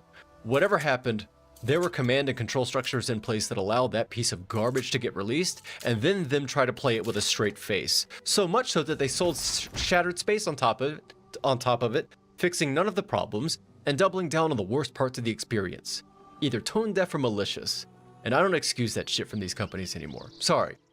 Bethesda pisses me off, because they have so much goodwill and they throw it away, both metaphorically with how they treat this shit and practically with how they monetize mods. Like, every aspect of this company's behavior towards the people that made them great is disrespectful. It's infuriating. Yeah, I think you're onto something. I think it could ruin the franchise, which is awful. To ruin a franchise that has this much goodwill takes damn near active malicious effort. That shit doesn't happen by accident. The only way it does happen by accident is from the complete devaluation of everything that this canon is comprised of down to a line item on a balance sheet, which, to Microsoft's credit, they're very good at doing that. But they would be fools. I think they are fools. I think they're gonna do it. You know, if you go talk to like other people, I mean, I say talk, let me rephrase this. I should be very careful with my language here. If you look at what other content creators online are saying about the Elder Scrolls franchise, who themselves are not Elder Scrolls Online players, I find that they will occasionally, they won't speak of Elder Scrolls Online with reverence, that's a bit much, but they won't speak of it disrespectfully.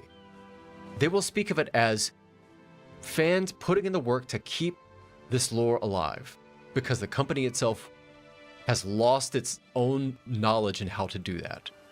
And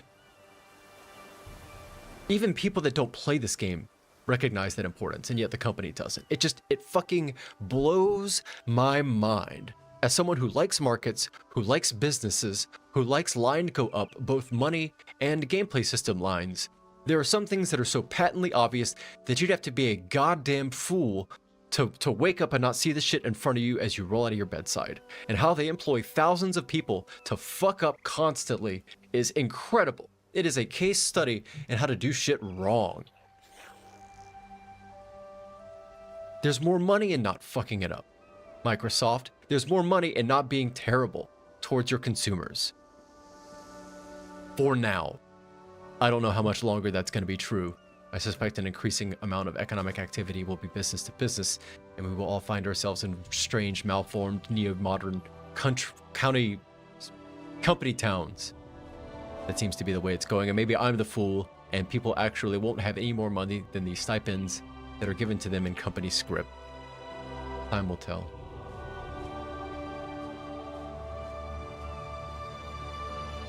It is interesting to compare and contrast the Elder Scrolls 6 against Grand Theft Auto 6, because I think Grand Theft Auto is a great example of Take-Two understanding. I mean, admittedly, the Grand Theft Auto series has been aggressively monetized, but they also understand what it is. They understand what it is to play that game, and they understand what it is to play it as a consumer. Why consumers gravitate towards that series. I guarantee you, when Grand Theft Auto 6 comes out, I would be shocked if roleplay functionality wasn't at least a secondary system made readily available to online play. Because Rockstar are... I don't know, man. I say that. I want to believe that Rockstar has good design chops and they can respond to their community to develop a game reflective of what their consumer base wants while retaining the core identity of the series.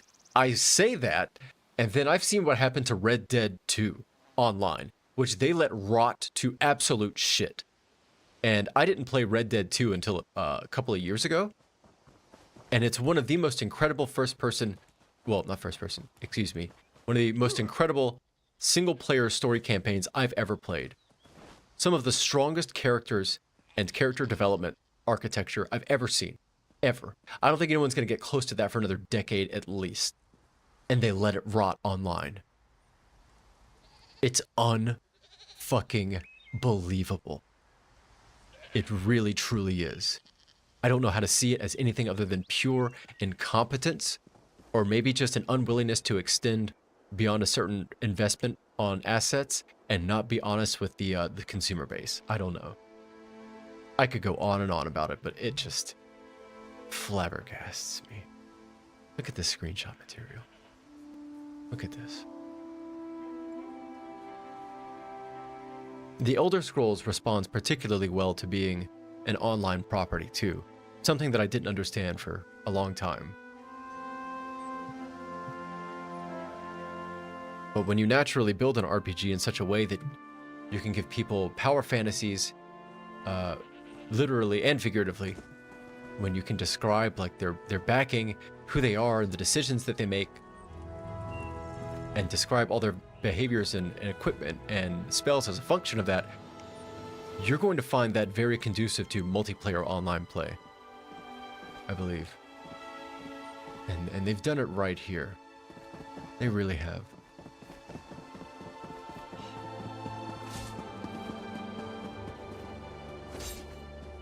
Help someone in need? No, I'm not helping you with shit. You haven't moved from that spot in weeks.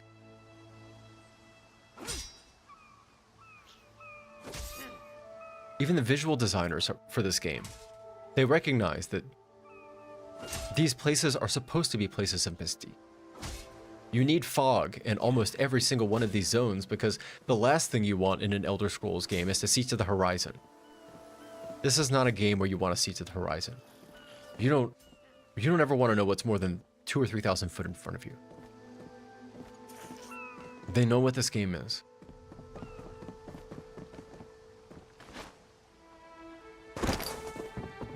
I wish I had more experience with Obsidian properties, because I really liked Fallout New Vegas.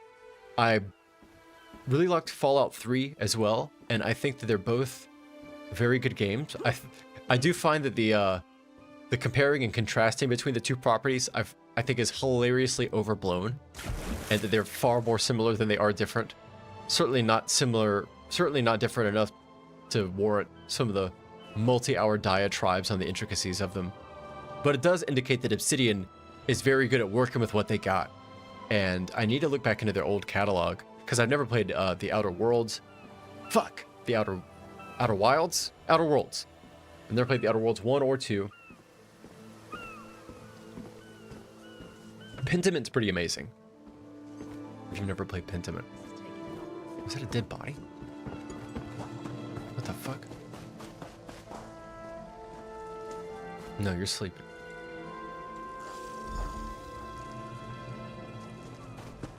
Talk to Razumdar.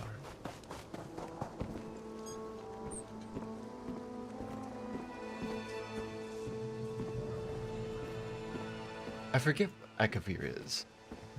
It's landmass east of Tamriel. That's right, Dragonland. Yeah, if I remember correctly, there's been like nothing from Akavir. Again and again and again.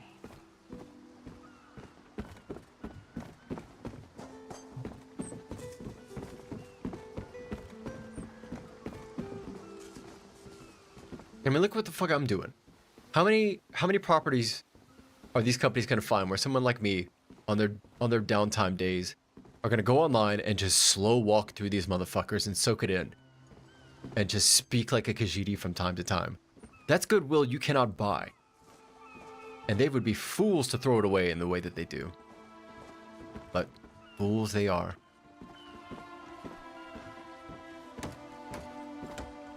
Let's get moving.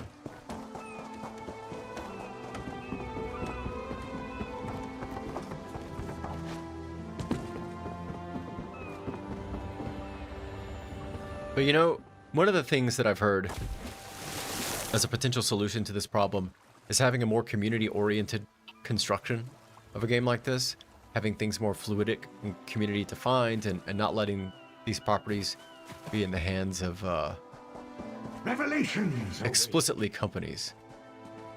And someone mentioned that Games Workshop was a good example of that as well. I think it's a good move. But I've also seen enough small organizations and how they function to think that maybe with a property as big as this, it wouldn't really work. It almost seems like something like the Elder Scrolls will just get to a point of value where it implodes on itself as companies get their hands on it.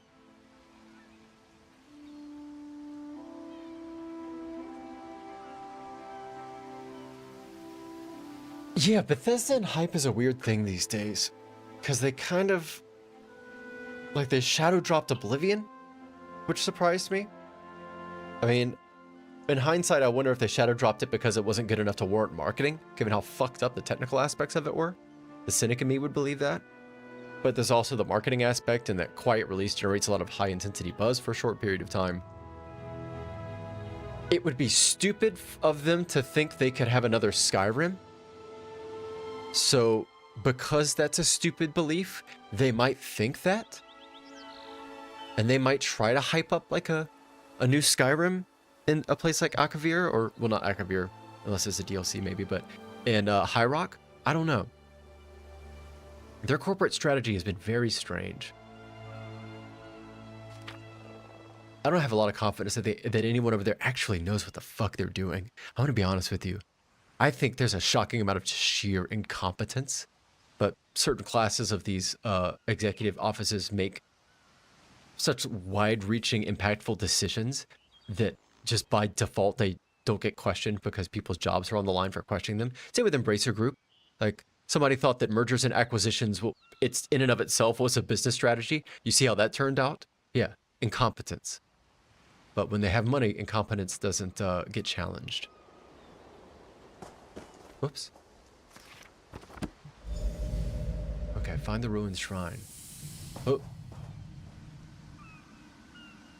Finally, Beza Joe will find this fabled brush. Wait. Oh. the Daedroth.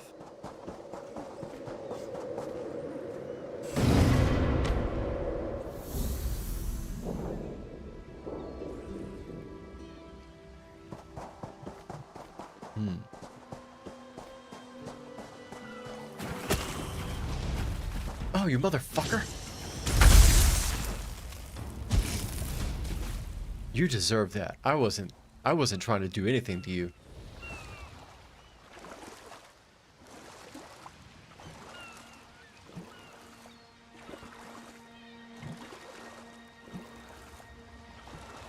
Okay.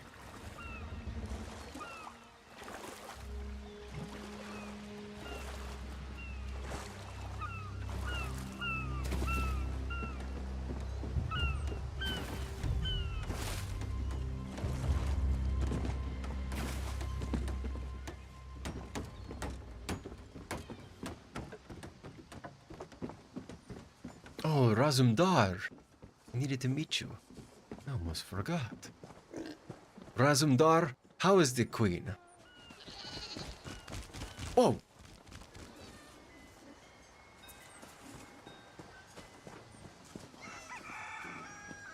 There he is. Razumdar. It's good to see you.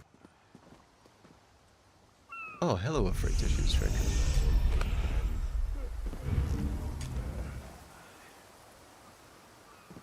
Razumdar? One has heard reports. You've kept busy. Good. You fit in now more than ever. How did things go? I put an end to the troubles in Shattered Shoals and the Temple of the Morning Springs. What did you do today? Clearly, you were meant to help us out. Joan and Jode have a sense of humor, yes? And of course, Raz thinks discretion deserves a reward. Ooh. Healing staff.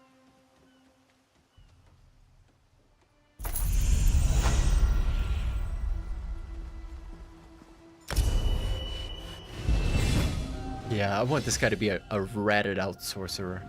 Somebody who is a little worse for the wear. Dire Frost Keep.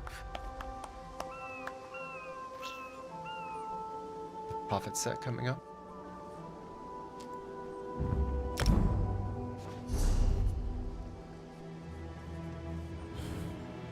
Fucking racial bonuses never ceases to make me laugh. Give me my race bonus. Let's see, Fighters Guild, Mages.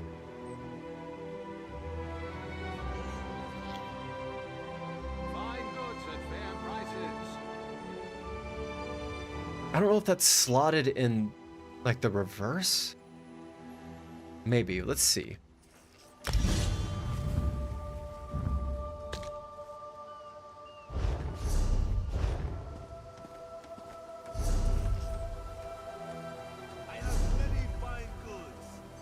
Critical by 2629. So currently 22.7. Yep, okay, so it is back slot. Damn, that's a big boost. So where are we going? I'm thirsty. Let's find the inn. We can't. They kicked us out, remember? No. When? Ha, of course you don't remember. You're on your 6th flagon of plum brandy. 6? That seems low. Vague. This was after 3 drams of white eye and a flagon of moon sugar double. Moon sugar double. I forgot. They mix brews with moon sugar here. Yes, and in most Okay. Khajiti ports. Now, let's think of a way out of this mess, shall we? Let's go ahead and take a little stretch break.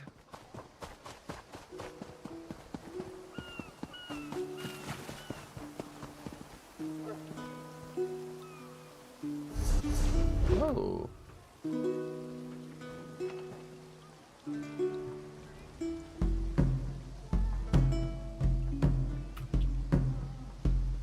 I guess Akfir, if done well enough, could potentially be the Fallout New Vegas of Elder Scrolls. I don't know, man.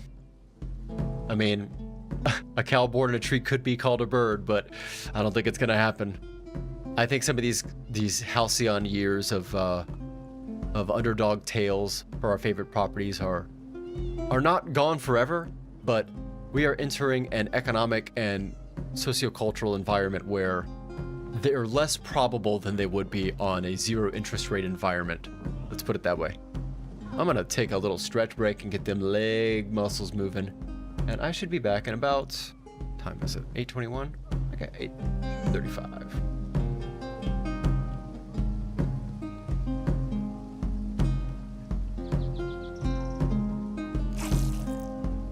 Oh yeah.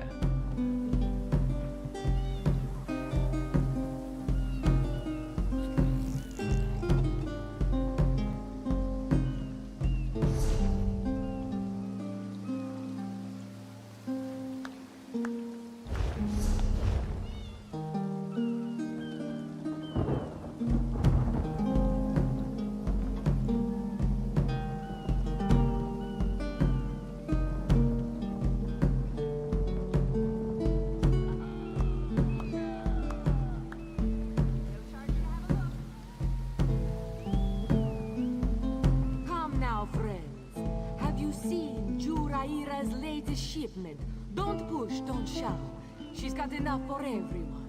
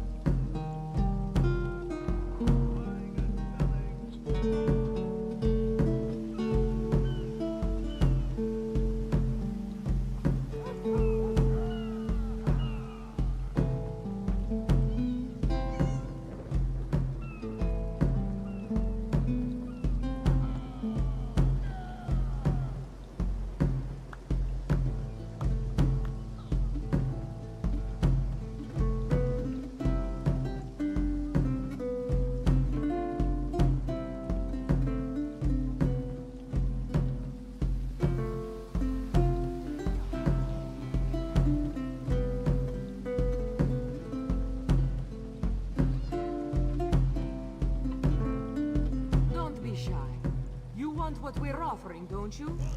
Then talk to Hutak about the secret ingredient that makes his brew so devastating.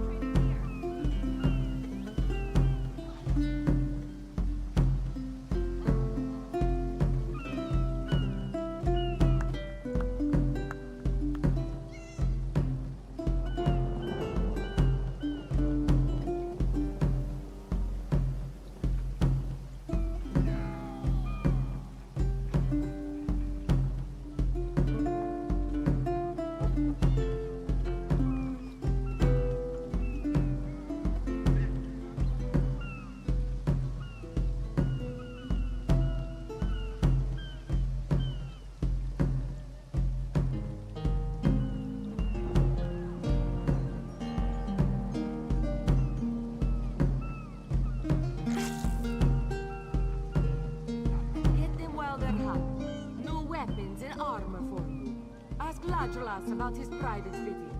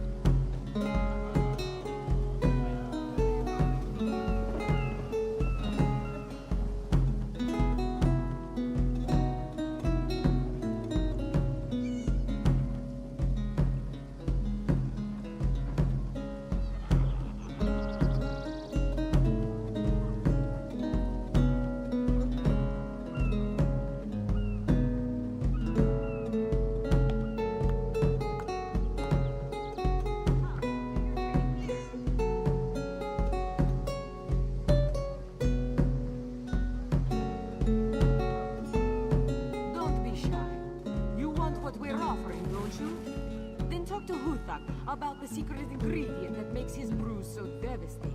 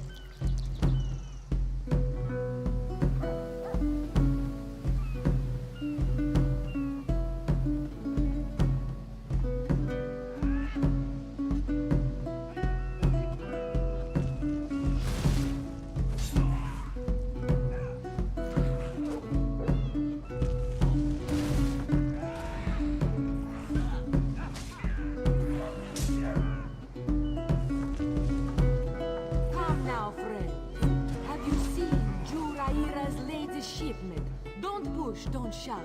She's got enough for everyone.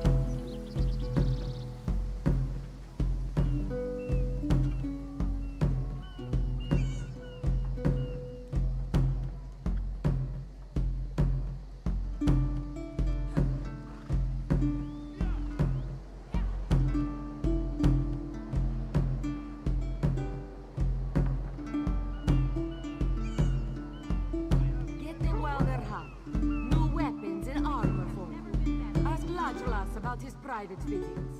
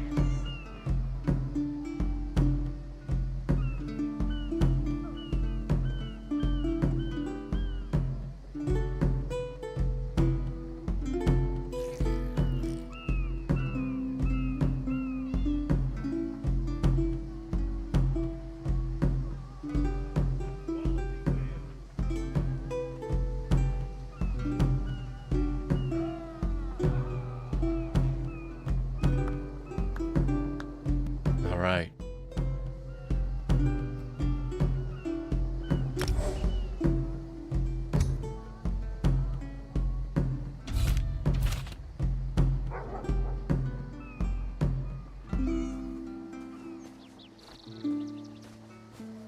Now, what are our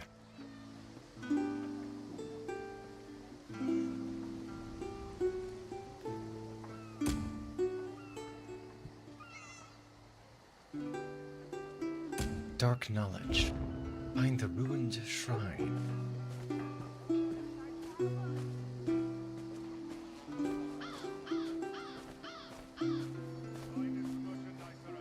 Come and see from the distant shores of Glanumbra a real, live dog. Oh, a dog. What? Do not worry. It is safely caged. Greetings. Keep some distance from the beast. It is only my long exposure to it that allows me to tolerate the smell. Dog? Dahara would not let it tear the flesh from your bones.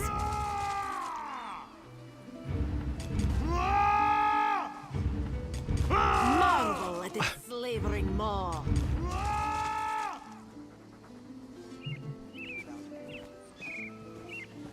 Be disgusted by its cold, oozing nose.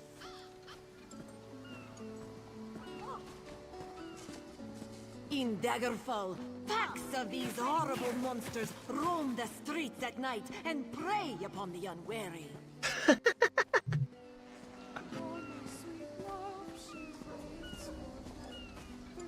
Khenarthi's Roost and the Dominion. Together, we'll achieve unity.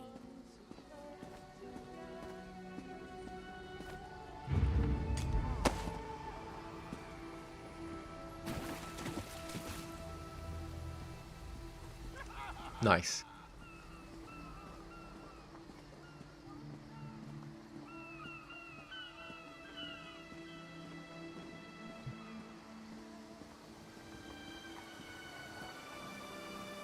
Oh yeah, what we call a screenshot.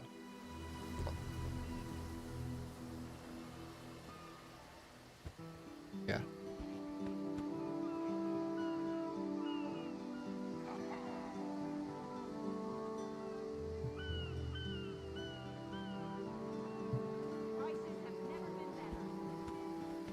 That's pretty cool that I've had a couple of people come onto this stream regularly at this point and enjoy this game with me.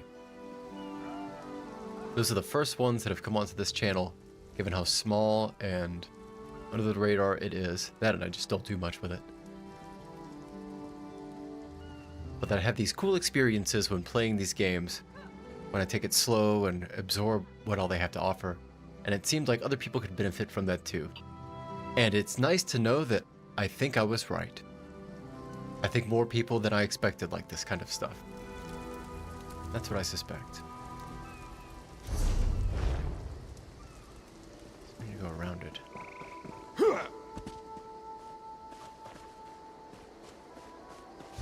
Whoop.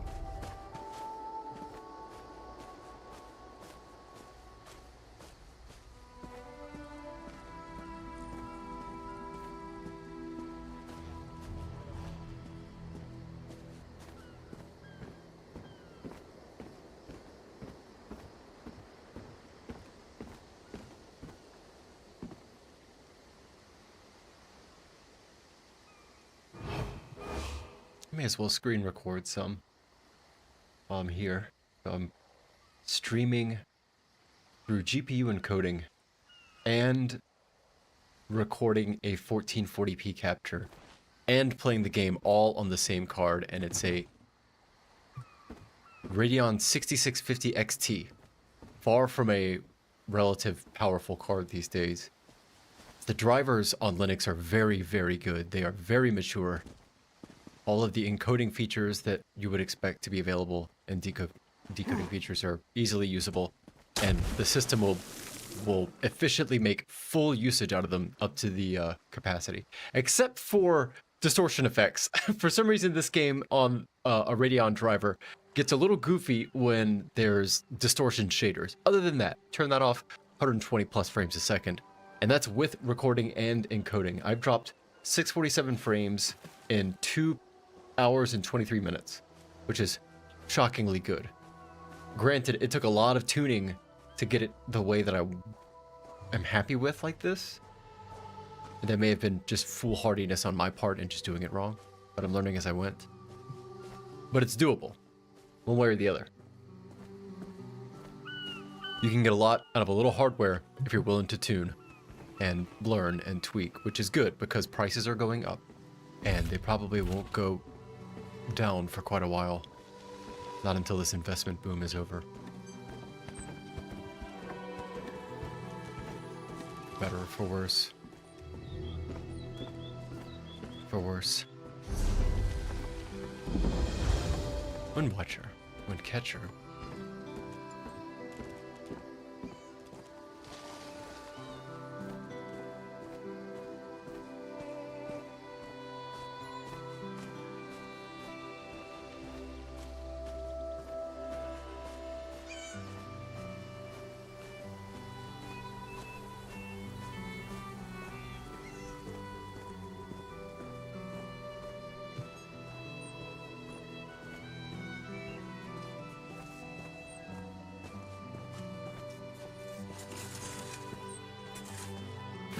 I should probably make a guild. Come to think of it. Hell yeah. How do I do that?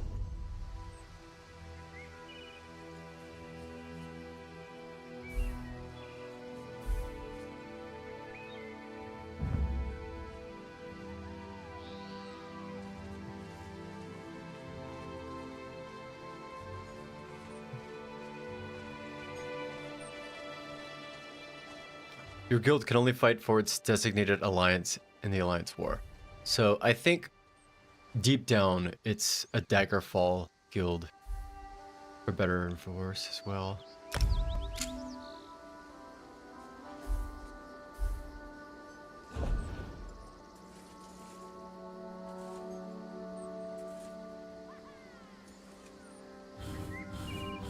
I don't know how to invite people. Rigs. Roster.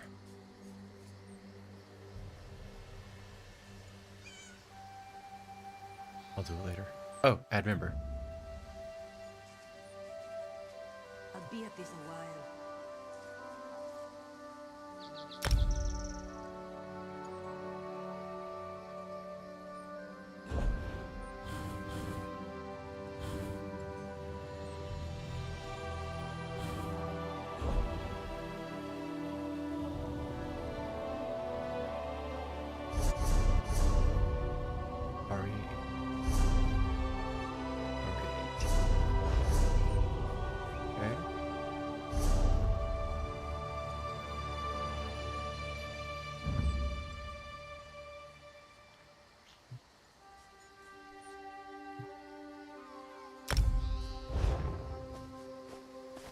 Cool.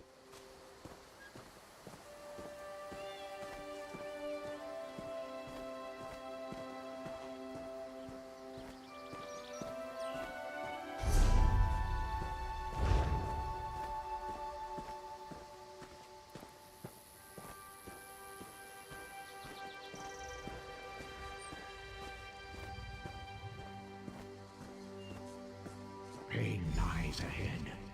Turn back, Master. This is not the place for us. Sounds pretty bad. Oh, where's my staff? What?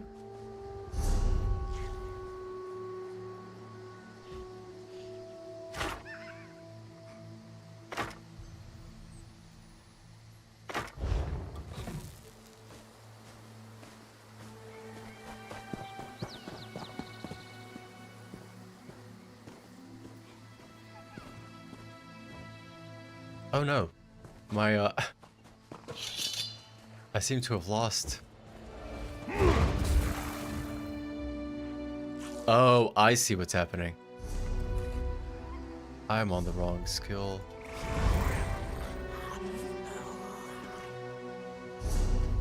Bro, put your fucking...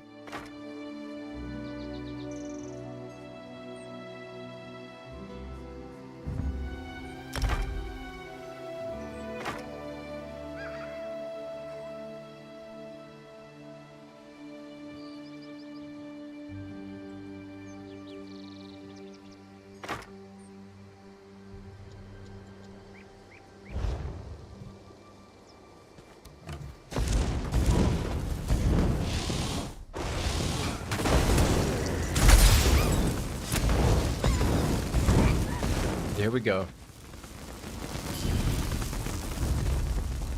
This one makes fried chicken.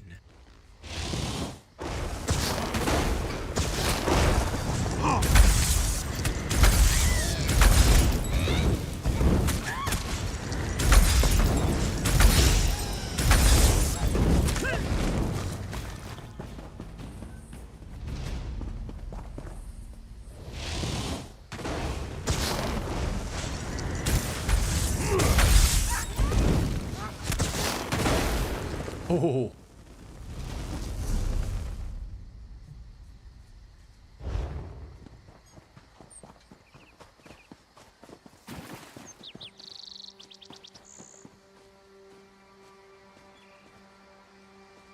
Hail.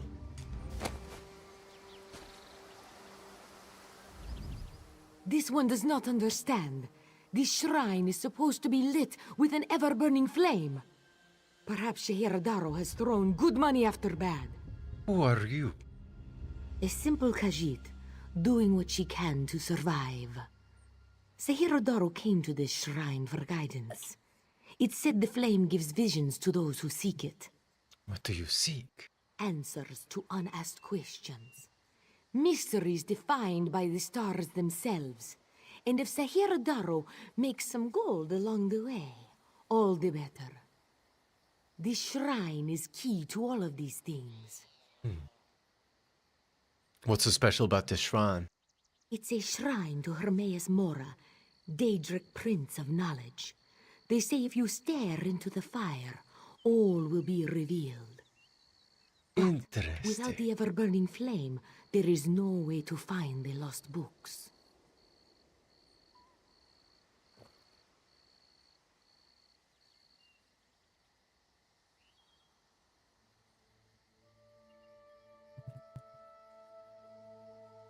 Lost books? What lost books? Tomes, lost to the ages. They're full of secrets from an earlier time. A connection to our past, and a bridge to our future. It doesn't matter what lies the spirit told. Sehirodoro will find those books. What do you mean a spirit lied to you? While searching for the shrine, a spirit appeared to me and warned me away.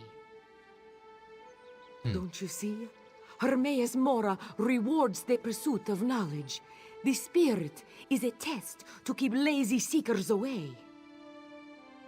This I can see. That's her. It's the lying spirit. Crow? No, I did meet a crazy crow earlier though. And they gave me the ability to scribe. Have you...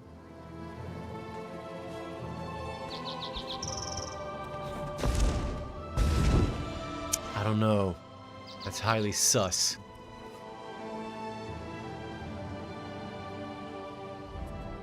Don't listen to these fools' words. The forbidden tomes must be destroyed. Place them in the shrine's flame, quickly. There's no flame in the shrine. What? That isn't possible. No matter. I'll rekindle the shrine's fire with my own essence, but you must promise to destroy them. You saw what happens to those who possess the tomes. Nothing has happened to me so far. That's too bad. Then that is a blessing. Once the books begin calling to you, there is little time before they ensnare you completely. Burn the books. Don't let their burden destroy you. Burn the books? Really? I don't know. That seems like a classically myopic move. Like, that's like the archetypal myopic decision. Book burning. How many times have we been through this? Oh, hello.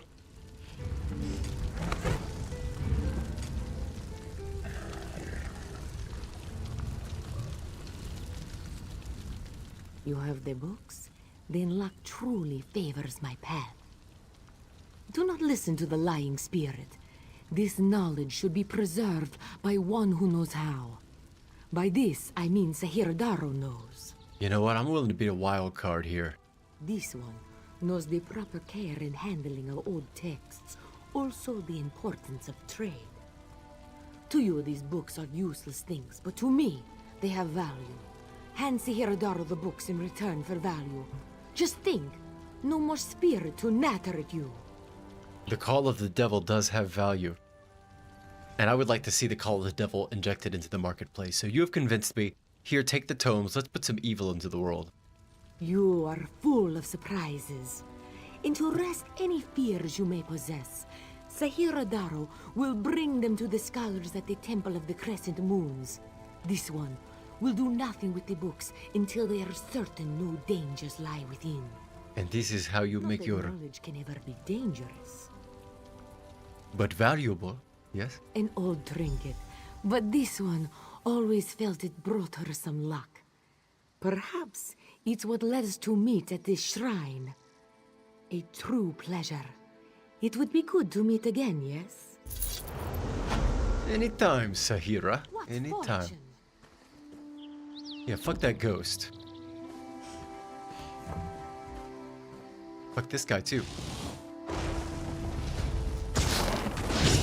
Eat rocks, bitch. Should examine her purchase.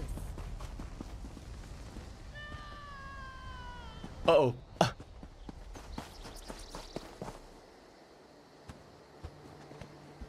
Uh-oh. She gone? Oh, maybe I shouldn't have. Maybe I shouldn't have let her keep the books. Well, shit. Damn. Sorry, Sahira.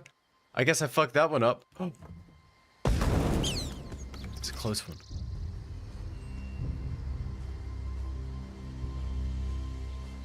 Okay.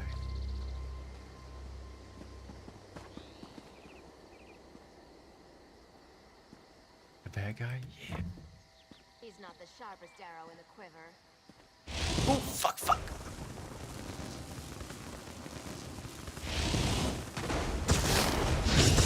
Eat rocks, bitch.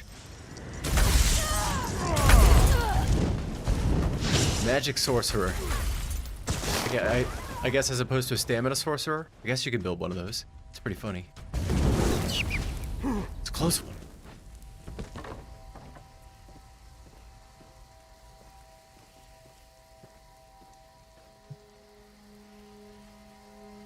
How you looking, buddy? Still got all your fingers? Still got all your toes? Yeah. I need Thieves' Trove DLC to unlock that juicy purple item. I haven't even finished all the shit I have bought yet. I'm not in any rush.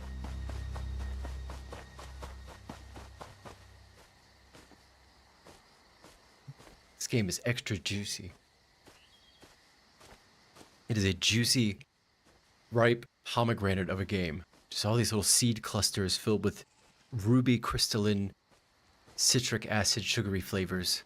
Every time you bite into it, take your time, but you have to because it's a pomegranate. Well, you don't have to. I guess you could eat it like a... You could just eat all the seeds if you wanted to, but it's not nearly as good.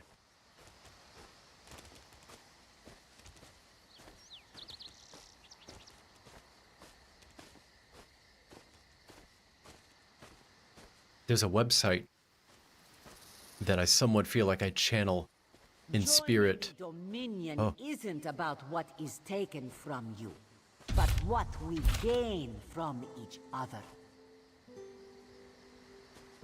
There's a website that I take spiritual inspiration from when I play this game in this manner.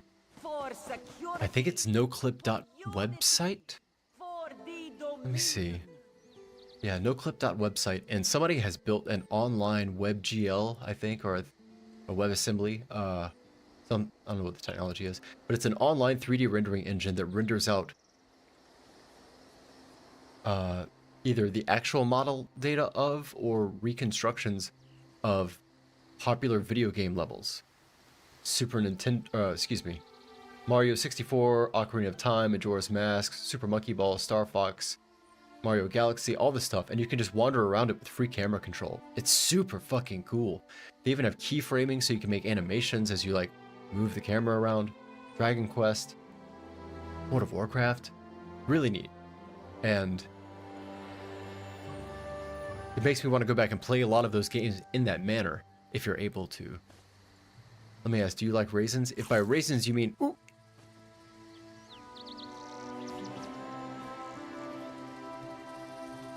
If by raisins you mean dried grapes, yeah, raisins slap. Raisins slap super hard.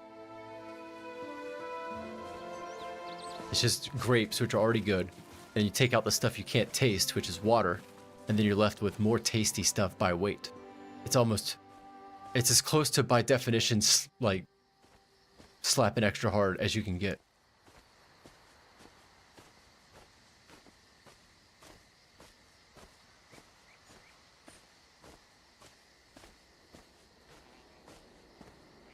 What the fuck is that? Is that a cat?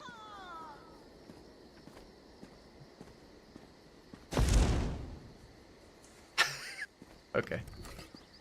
Let's see. Is that all of Khenarthi's Roost? I think so. What's the set look like?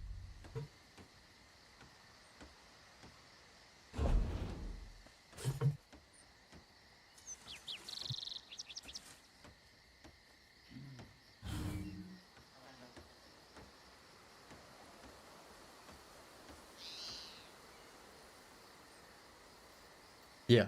Try grapes? Yeah, raisin slap. Extra good.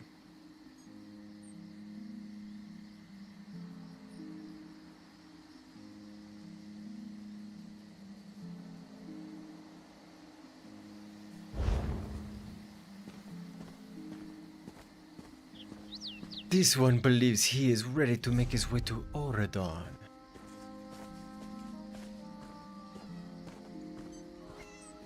This one's lost. Where?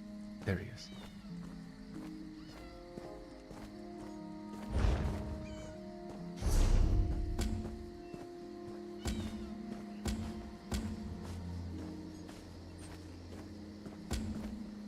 Mage's Guild. Yeah, so everything's off the island.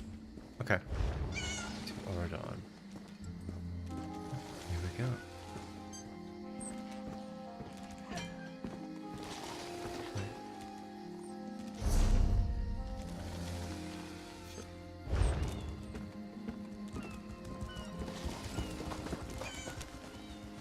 Wait, is that? Damn, you're real close to town, my guy.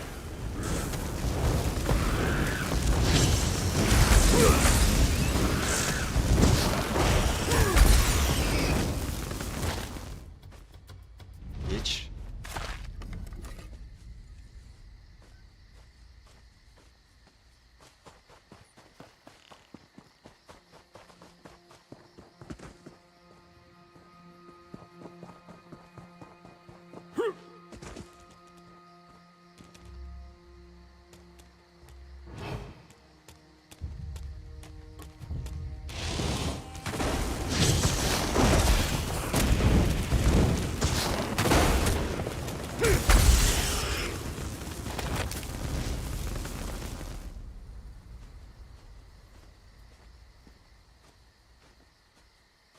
I'm thinking about this raisin question. It's just a very strange question. Like, if you ask if I like raisins, it implies, at least to me, that somebody has described not liking raisins, which is crazy. It seems almost inhuman. You not like dried fruit.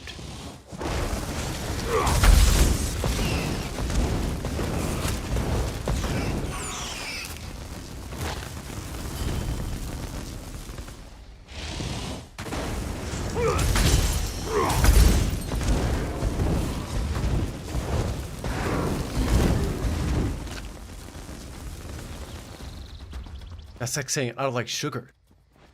Like, is that physically possible? Can you not like sugar? I guess it's possible. I've never heard of it before. I guess anything's possible.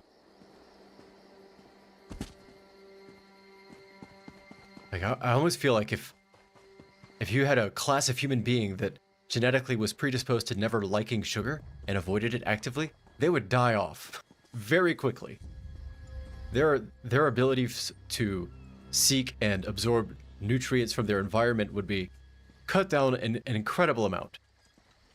For a group of people to live and die and birth children over generations that don't like raisins, that is there's a lot of social infrastructure underpinning that kind of lifestyle, I would think.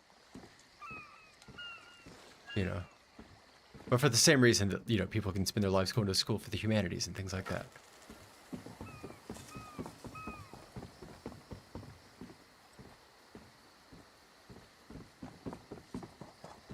Stand on the shoulders of giants. Some people further the pursuits of human knowledge, others just choose to not eat raisins with their comforts.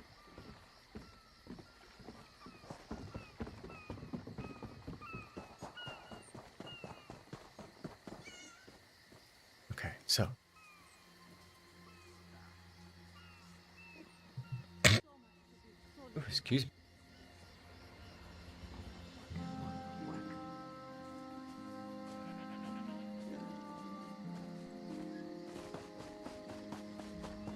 Won't you take pity on me?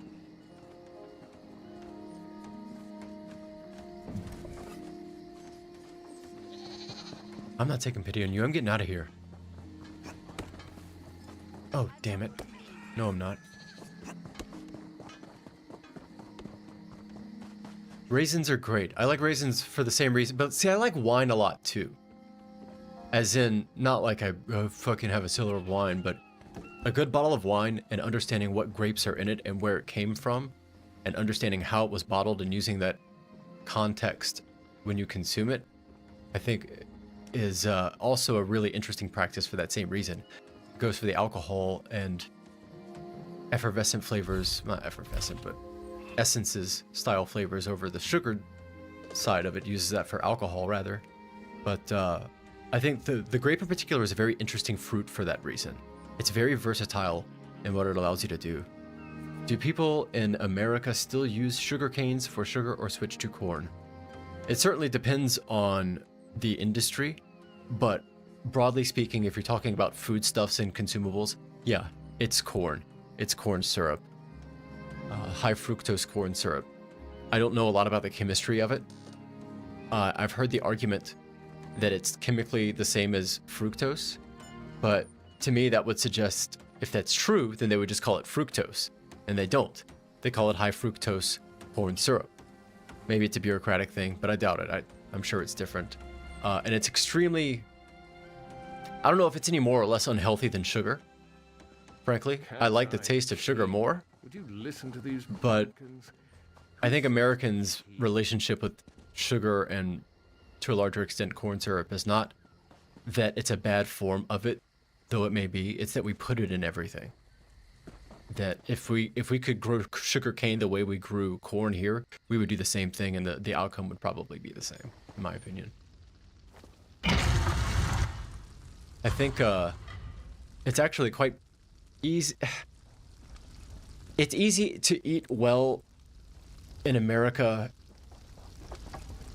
When I say not well, but it's easy to eat quality food in America if you live in certain geographic regions, and the places in which you can't or people don't are generally people that are in food deserts where they're living in infrastructure that doesn't support good food, but they've built families there over time anyway, or they have built a lifestyle in which they don't feel they have the time to cook, which that's a problem intrinsically, I think. And that problem comes from a lot of areas, but sugar, being a highly processed, caloric-dense food, slots into a lifestyle comprised of activities like that very well. So we have an almost narcotic relationship with it here. It's in our bread, for God's sakes. To give you an idea of like the class of things that are not exempt from sugar additives. Of course, I say that. I love sugar, so who am I to judge? Boy, do I.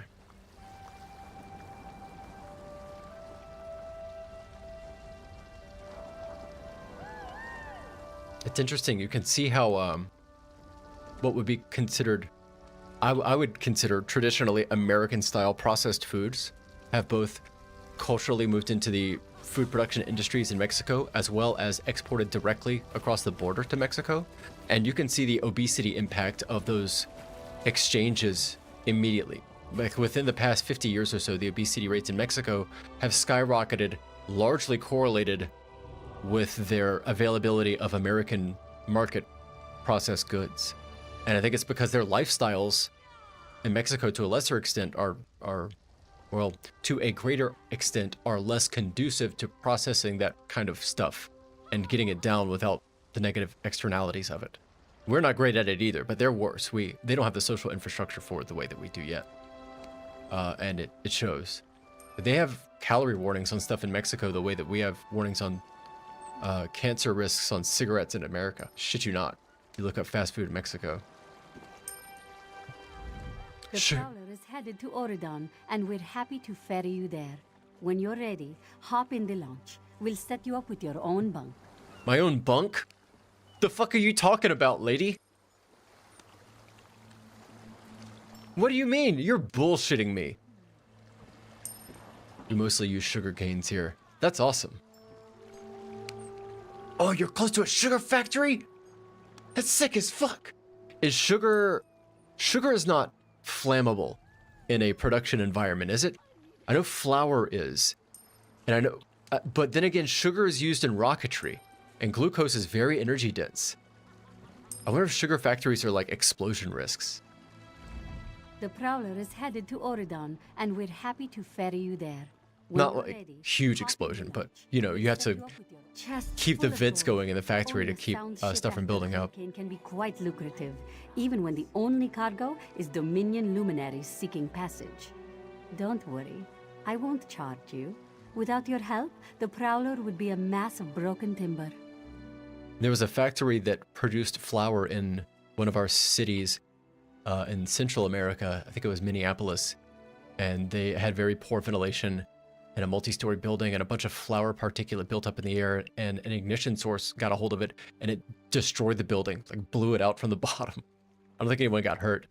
I don't think anyone was there at the time. Shit, maybe they did. I don't know. Now I'm curious. Let me see.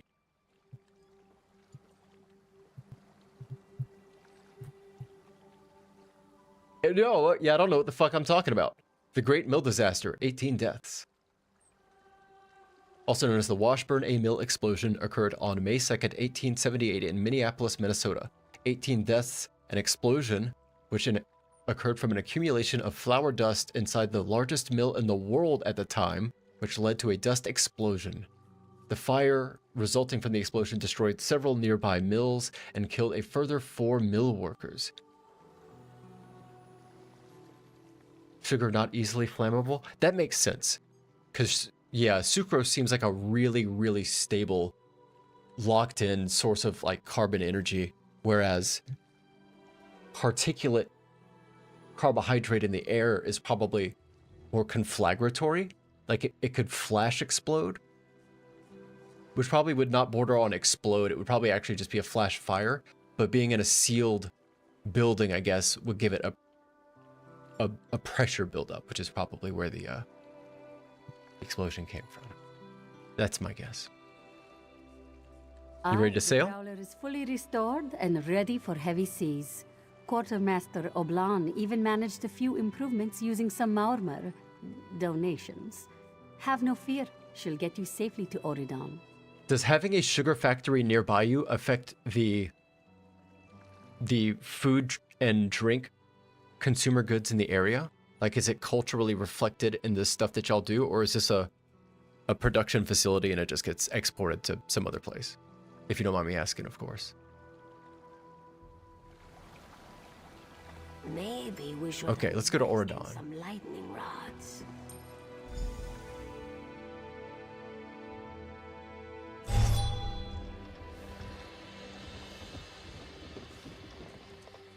Vocal guard.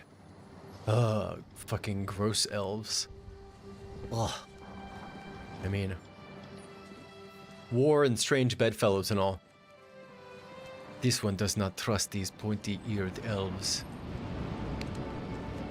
Shifty-looking fools with their honorifics and their libraries of questionable knowledges. Just leaving books, no respect.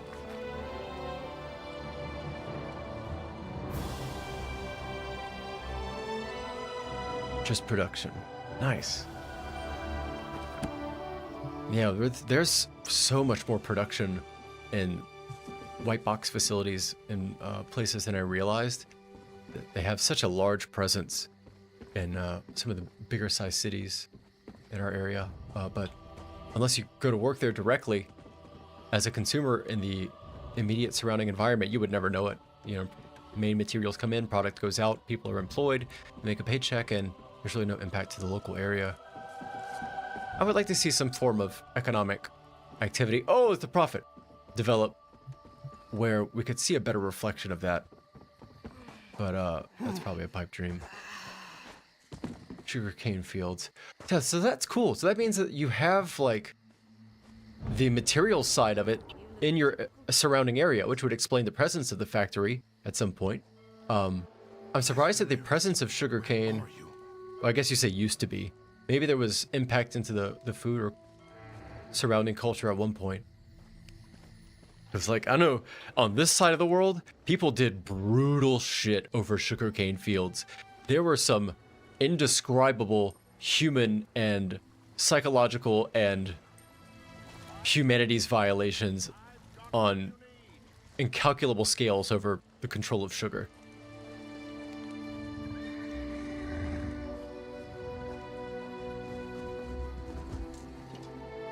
Humans and carbohydrates have a very strange relationship. We will do a lot of real uncouth stuff to make sure we have carbs.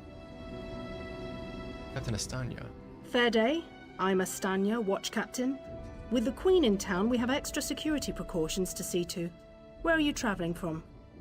Speaking of rice and sugar, I started having rice pudding not that long ago. Oh my god. It is so fucking good.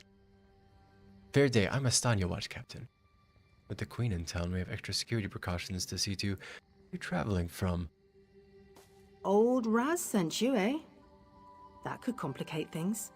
Thank you for telling me. The Queen's enemies are all around her. Her protectors must be vigilant at all times, and this information will be critical in their calculations. You're gonna rope me right into this bureaucratic red tape bullshit quest immediately, aren't you? Yo, kingly monarchical bastards. I'll make sure news of the Maomer is passed on to the appropriate parties. Don't you worry about that. Now, what's your name? I'll need it for the official register. The official register. Oh, I didn't realize this, but yeah, I guess the Aldmere are very bureaucratic to a fault. Let me tell you, as an American, I don't like bureaucracy. I don't like you people. My name is Rolling Fog. I'll just write that down. By order of the 1st Oridorn Marines, your presence in Valkelgard has been registered. Do your best to stay out of trouble and out of the way. Fare you well.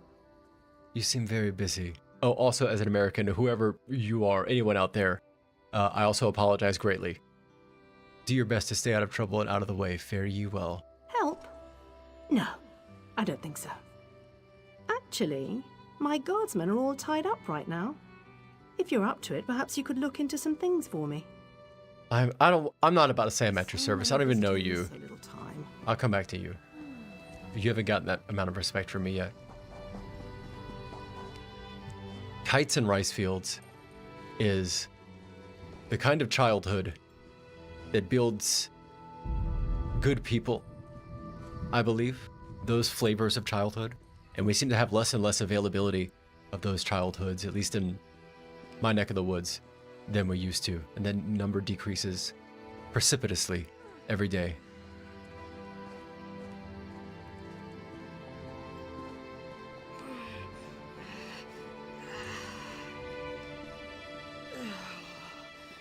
The kinds of rice field kiting that we did around here would be hiding in woods, running through lightly wet creeks, maybe 6 inches of water, rocks in the bottom, throwing mud at each other. Can't see past the trees more than 100 foot in front of you. We're very Bosmer people around here.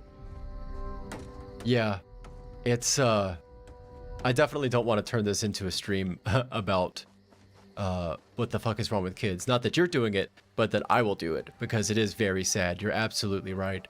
And I think there's so many issues that are causing this to happen from so many angles.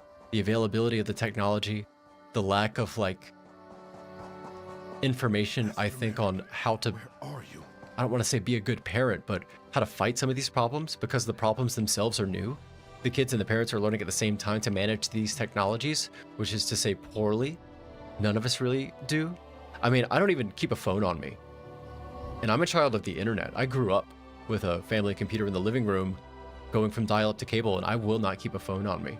Because what used to be my conduit into the world, at some point, turned into a conduit through which the world could bother me at its will. And I do not accept that. And so I don't have a phone, or at least I don't have phone service.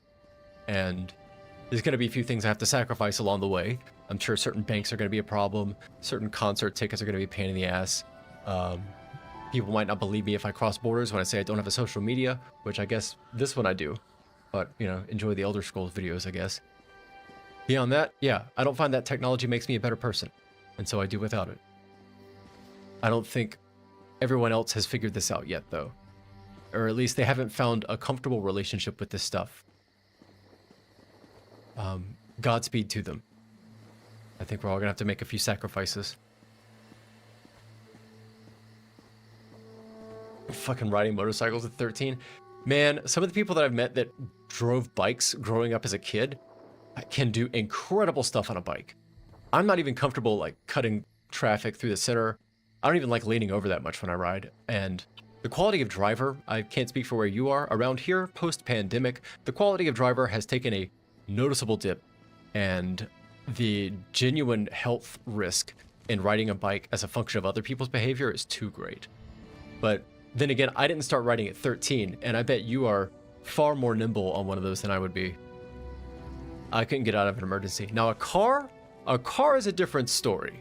I can put four wheels fucking almost anywhere that you could expect a reasonable driver to do so.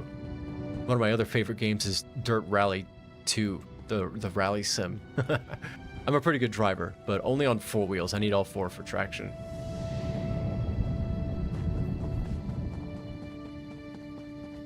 Sometimes I think part of what's going on with kids is that they're, in addition to everything that's going on that we described, they're also losing places to make calculated risks and get hurt.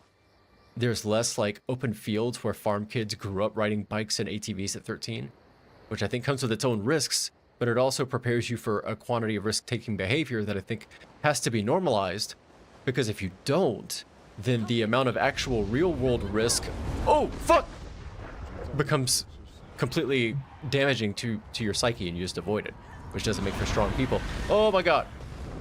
Can't drive a car. Interesting. Honestly, that's a great thing. Cars suck. I only have to know how to use them because our country's fucking massive. And if you don't have a car in 99% of this place, you can't function as an individual. It's stupid. It's short-sighted, myopic city design. And we've also tied it into our culture. If you look back in the 1950s, cars were like a component of the sense of American freedom. So now you just can't get away from it. Oh shit.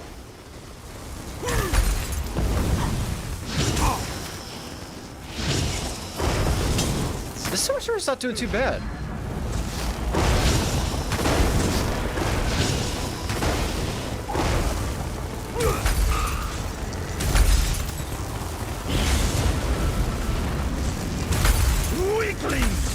I'll turn you to ash. Here we go.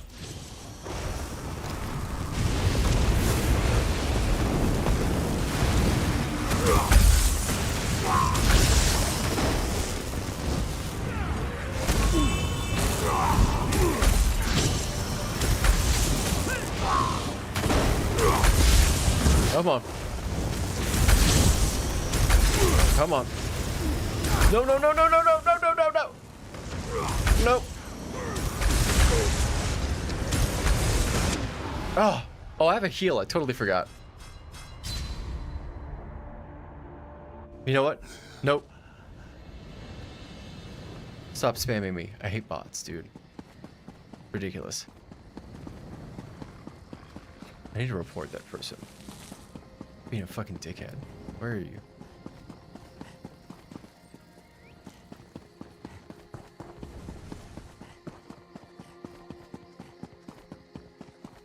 The more people that don't know how to drive a car, I think the better the world will be in the long term. Frankly.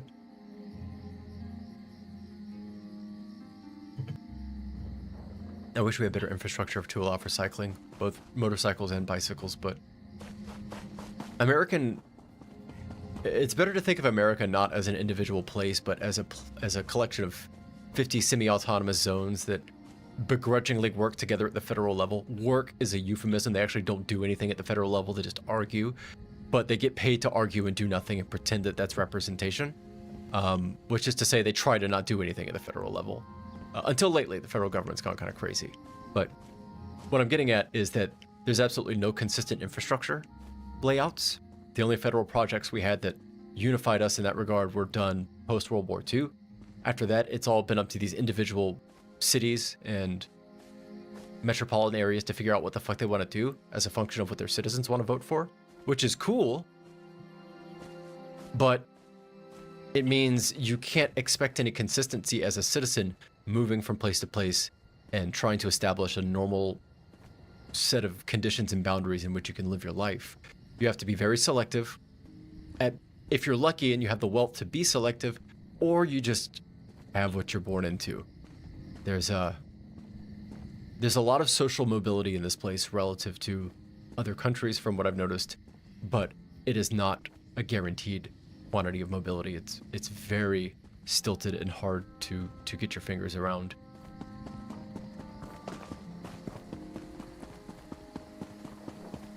There's a ruthlessness to this place that can be intoxicating to many people here.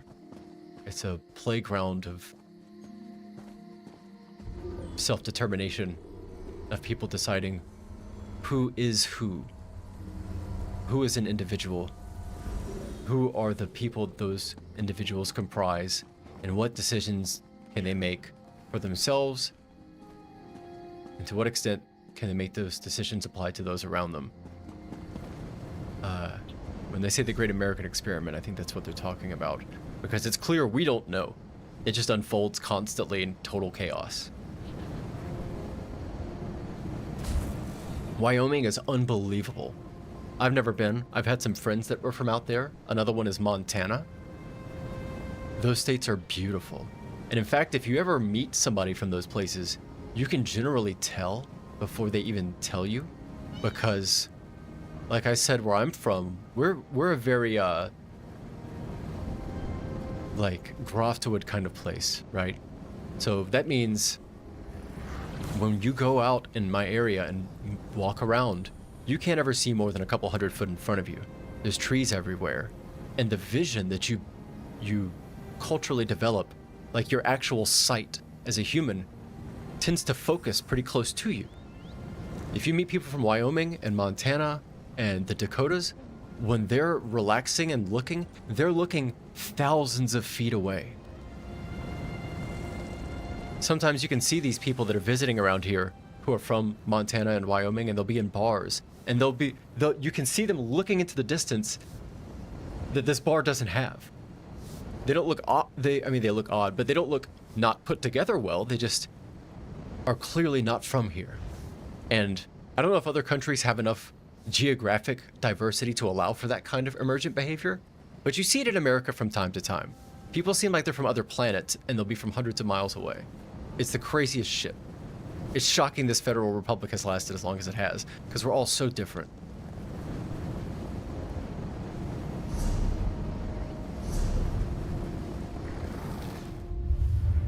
I guess our republic did have issues in the past.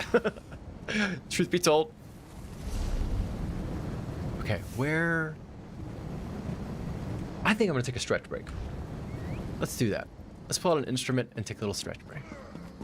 But like, talking about America like that, that's part of the reason I like Elder Scrolls, I think, is because you can feel these kinds of questions about people and culture and individuals arise in what few cultural... That's not true. We have a lot of cultural exports, but what few deep fantasy exports we have. I think these things kind of arise in our work, and the Elder Scrolls is an archetypal example of that.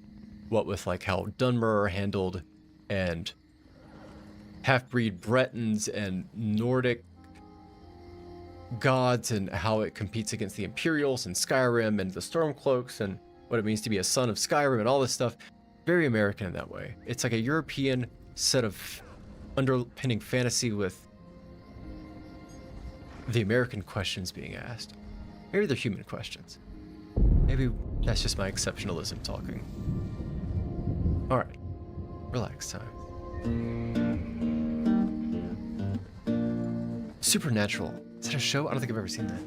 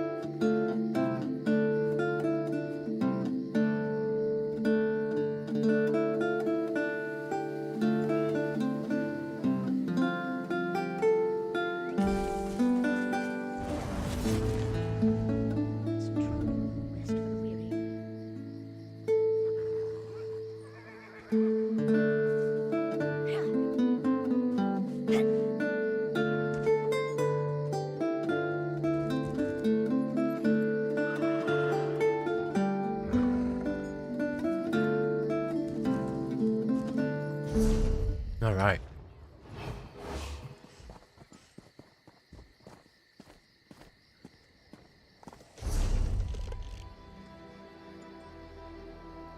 I think I'm gonna head to Vivek City.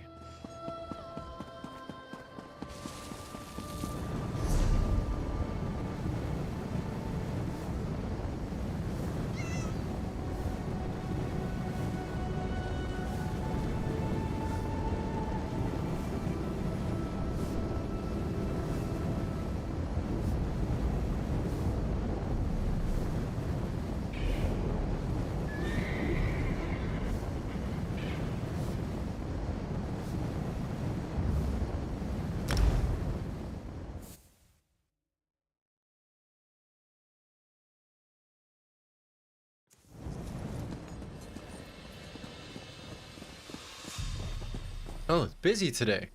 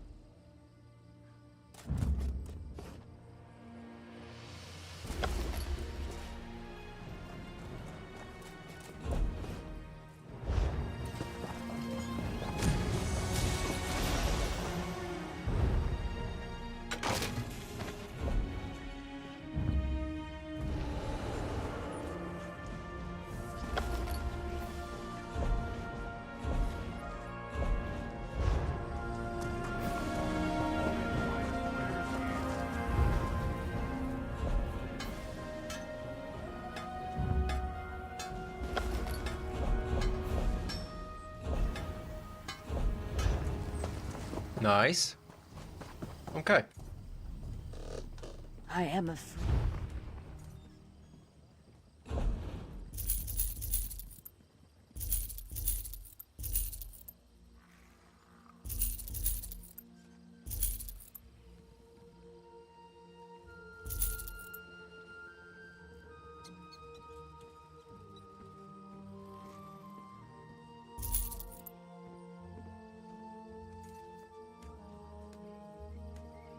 Yeah, whatever.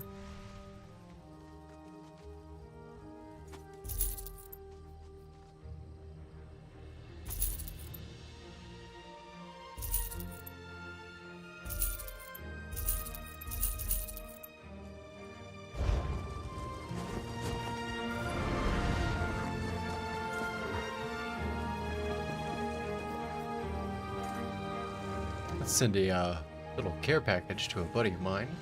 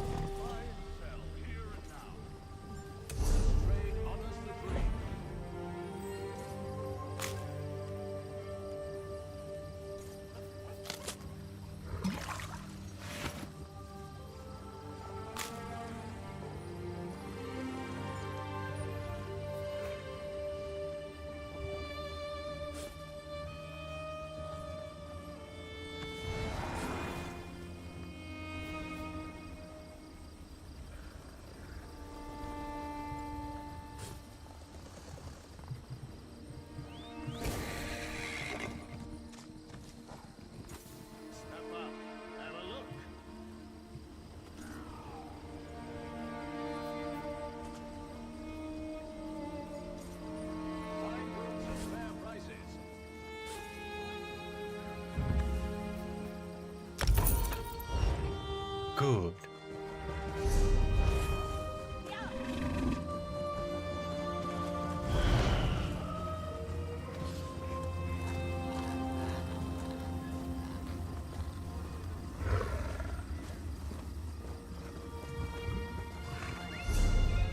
But you know what? Let me deposit this.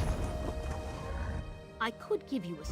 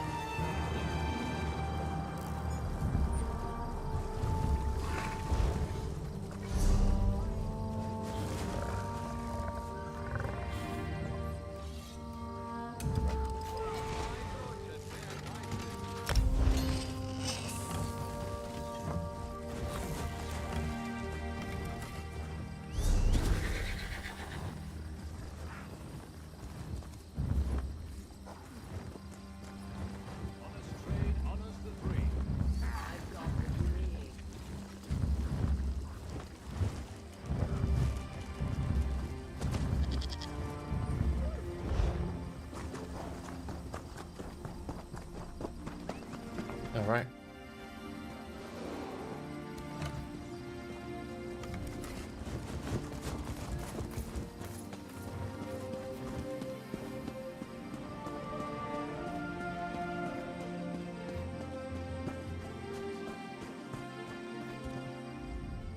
Best mounts in all of Varden.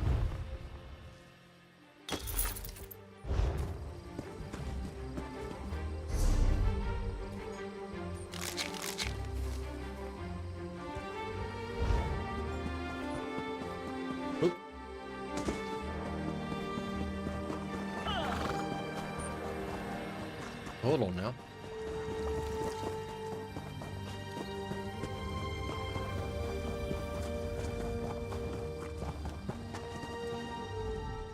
They said I could make a fortune here now that's...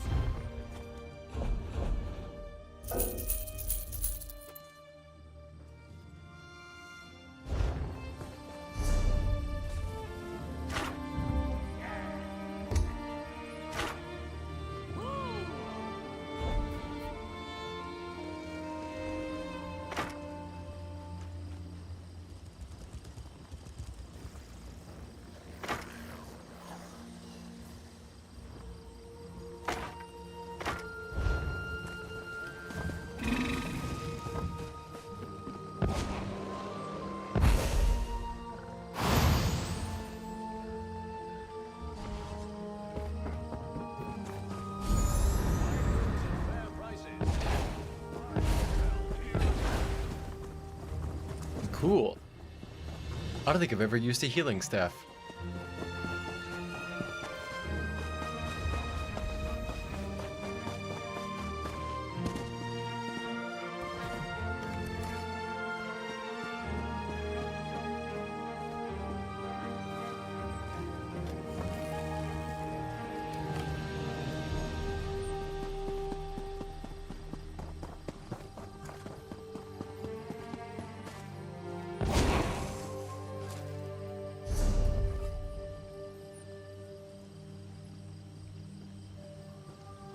Wait, that's not a healing staff.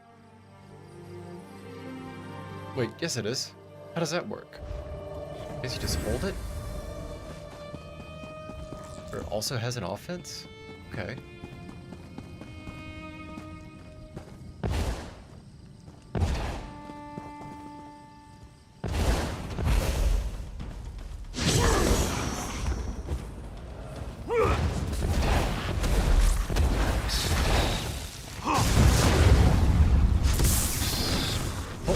Oh shit.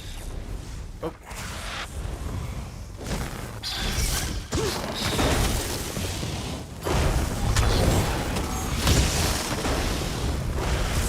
I see, it forces your other one too, okay.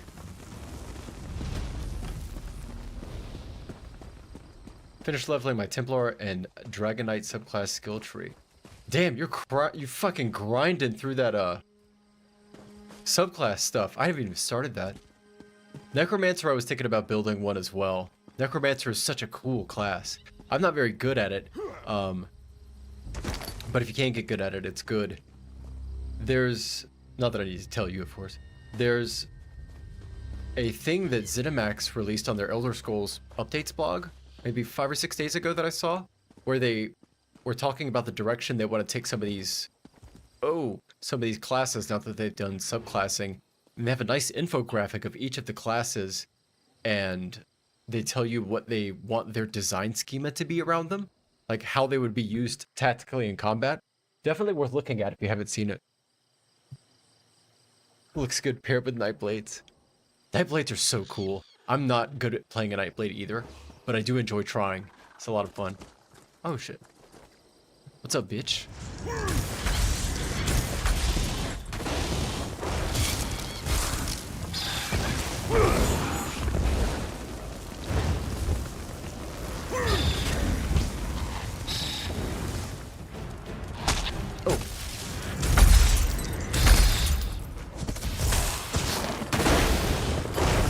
Oh yeah.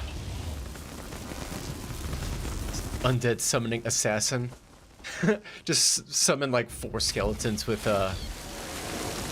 shank knives. He's shanked by 4 assassins at once. 3 of them are already dead.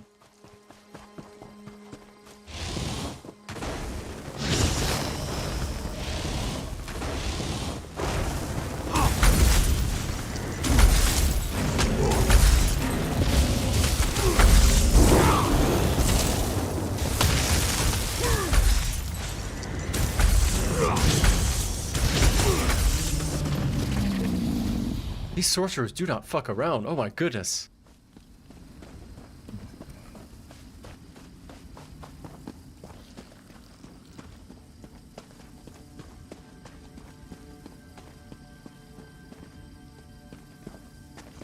Yeah, let's go back to the Mages Guild.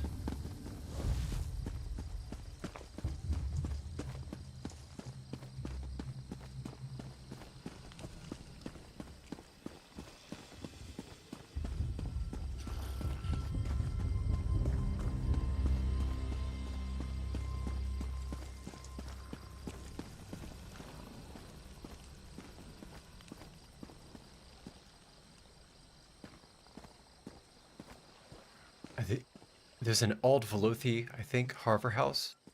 Ald Velothi Harbor House somewhere nearby. It's no, Amaya Lake Lodge. That's what I'm thinking of. This Lake Lodge is so nice. It's so expensive.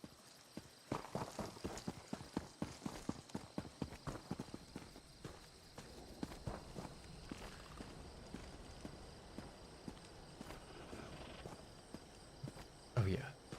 Just soak it in.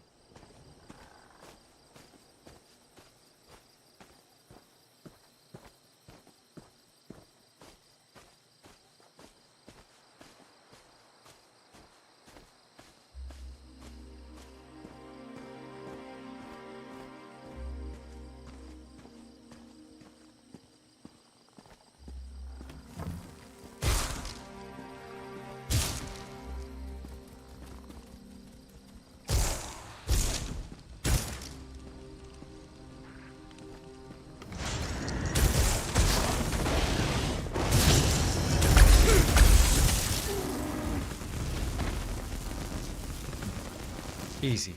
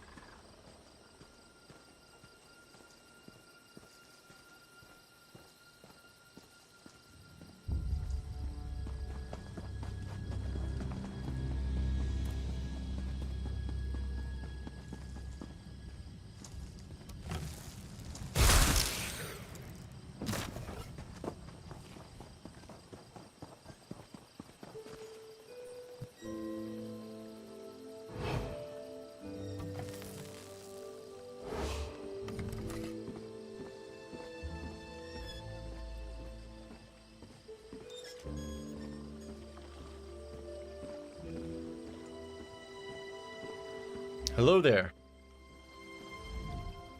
We're just about ready to set sail. I don't know about you, but the moonlit is looking a little too close for comfort these days. I need to go to distant shores. I was planning on sailing to Sadrith Mora next, but I don't mind taking you to an Alliance capital. Trade is always good in the capitals. Elden Root. Graftwood. Whoa, that's kind of far away.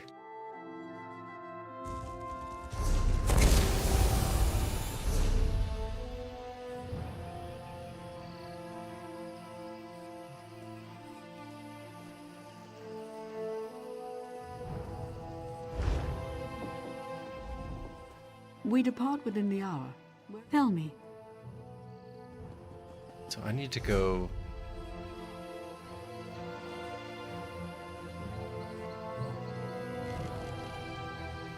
to Auradon, Vocal Guard.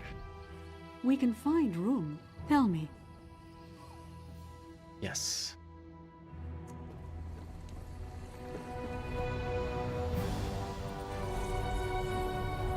Senradil. Oh! Yeah, he's gone, right? Just disappeared, huh?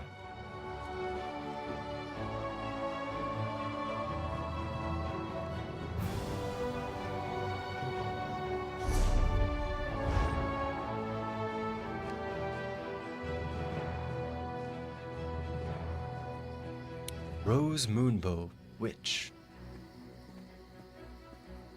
Forget what my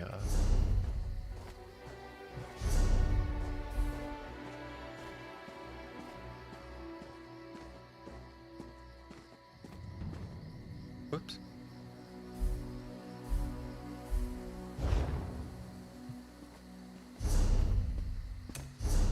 Hell yeah.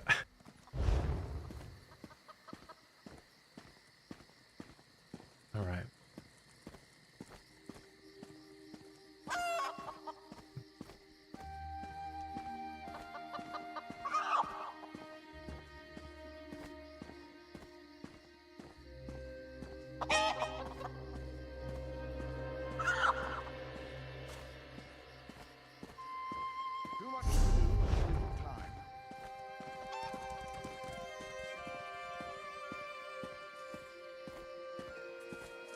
Bah! Damn you, tallies and your nepotism. I need a step stool to get a fair deal around here.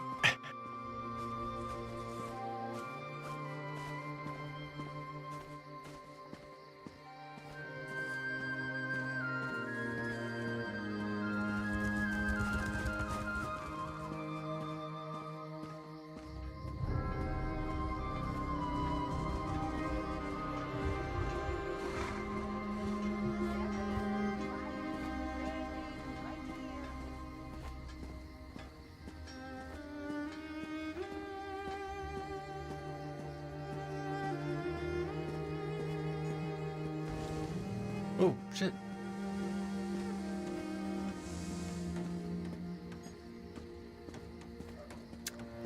I know, it's scrying. I didn't even know you could scry for armor. I thought it was just like furnishings and stuff. Damn.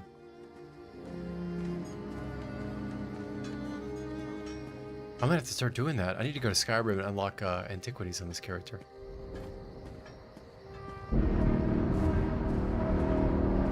Uh-oh.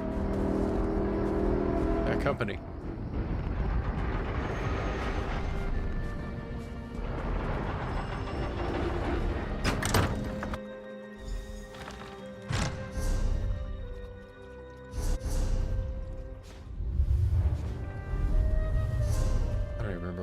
fucking thing is.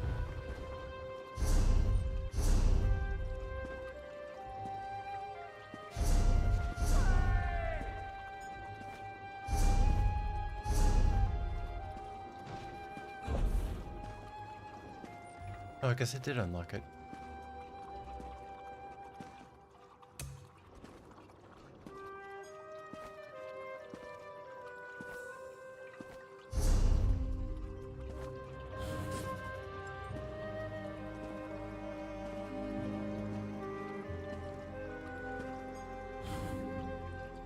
Oh, sure enough.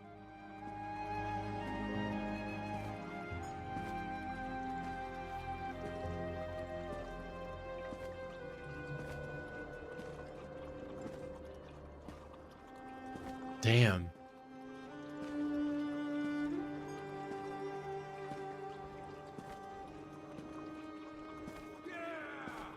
I see, and these are one-offs.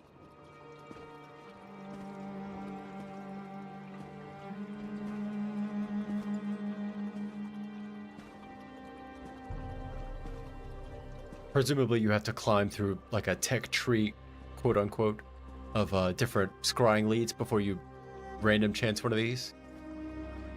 There's a lot.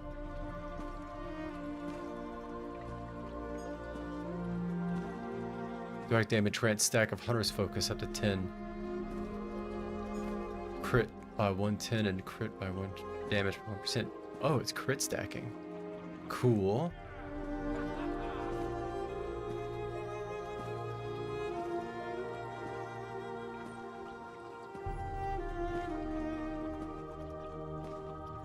I see, and there's probably 12 slots for armor total, I would guess.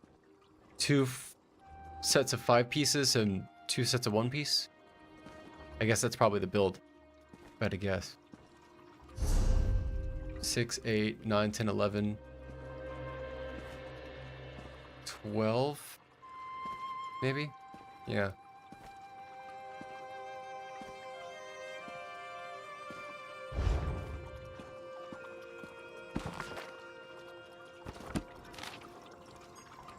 I see this everywhere. I have something for you. Were you successful? Do you have the tomes? And something strange happened. Well done. You're already proving your worth to the guild. Sorry, did you say strange? What happened? An old man in robes appeared to me. He said his name was Shalador. Shalador? Labyrinthian's father, the Spell Mirror's forger. Are you speaking truly? And, this book's pages are blank. Why is it glowing? Shalador appeared right after I picked up that book. He said fire would show you the words. The spellwrights of the First Era used a special ink that would remain invisible until immersed in arcane fire. Perhaps that's what he meant. We have a brazier nearby burning with such a fire. Let's see what the flames reveal.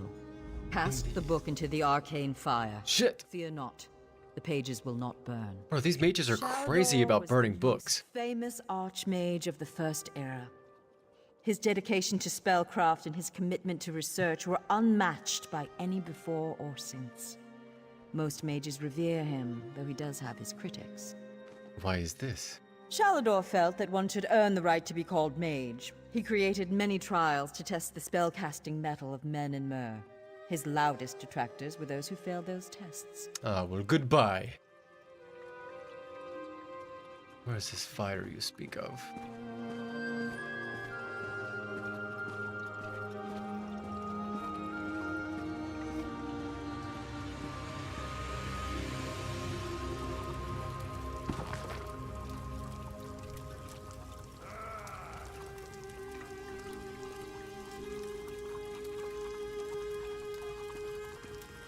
That's a hell of a fucking ritual.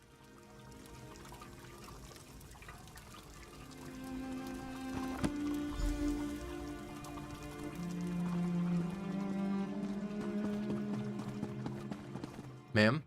What has the fire revealed? Yeah, that shit was crazy. Complex indeed. Much of this is beyond my understanding, but here, This one is an attunement spell. We can summon Archmage Shalador himself.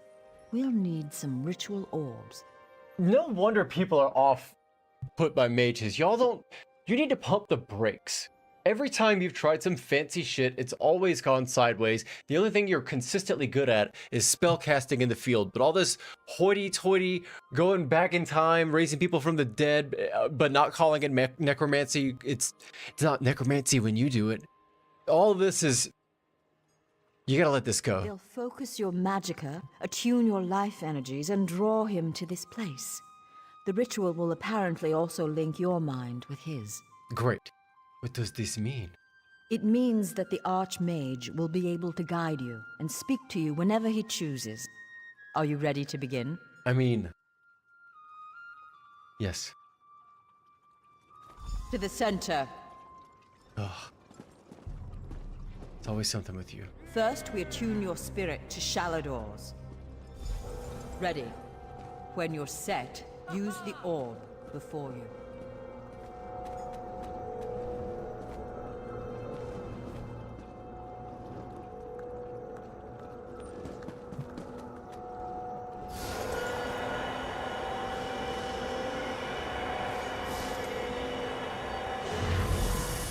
Knew it. Who? I was right in choosing you.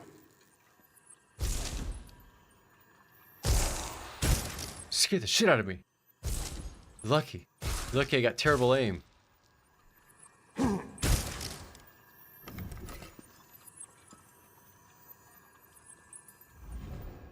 I can sense. Yes. The aura around you glows with good fortune. You will be the one to help me complete my final task. A MacGuffin quest? What I hope to accomplish is difficult. Perhaps impossible. It will require great strength of spirit. I sense this strength in you. That is what drew us together in the ruins. What is this task? A storm rages towards us, Adept. War has come to Tamriel, and the mages of this great guild must have quarter. I intend to offer them a safe haven, a sanctuary where they may study in peace. And how do we create this sanctuary? I created that sanctuary centuries ago. It was stolen from me by an agent of chaos and magically transported to the Shivering Isles. To recover the island, we must locate 4 hidden tomes. This is the task of which I speak. What are these tomes? They are being held in the place known as... Oh no! Cheesemonger's Hollow. Oh no! It is a realm of the mad god, Sheogorath. Stand by my side, and I will open a portal. Okay. Be careful. Sheogorath is not to be taken lightly. I lost the sanctuary because of his nimble tongue and mad stare. He got you by being a pedantic asshole, didn't he? I won't waste my time recounting his antics. Suffice it to say, he got the better of me. Bets were made, wagers were lost. Yep. And my sanctuary, Ivea, was pulled into his realm. My apprentices screaming all the while. I know enough about Sheogorath. You don't have to tell me to be careful.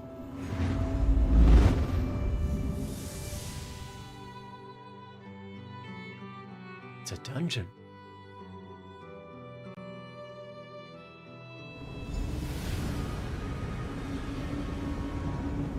Cheese? Nope.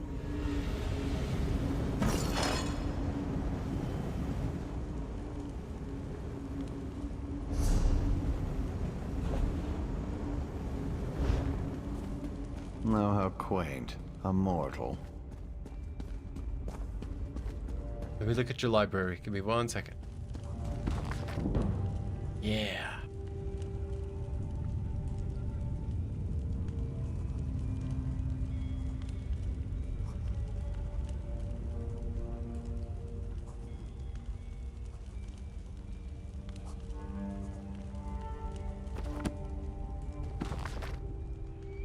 Glories and Laments.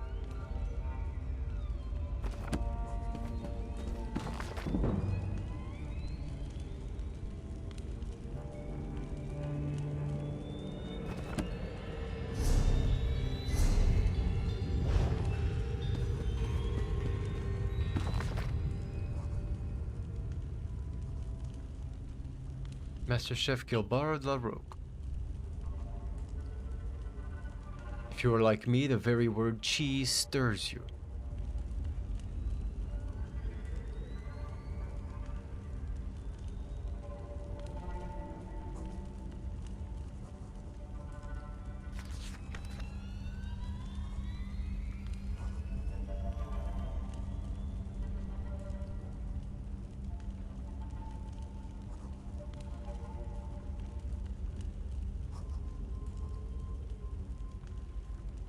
As a student of Breton culinary tradition, I cannot rightly count it among true cheeses, but Scuttle bears mention for the adventurous. This delicious treat is crafted from, don't balk, the flesh of beetles native to Morrowind. Peppery complex richness is loved by dark elves for good reason. Elsewhere fondue. Oh, they put moon sugar in everything.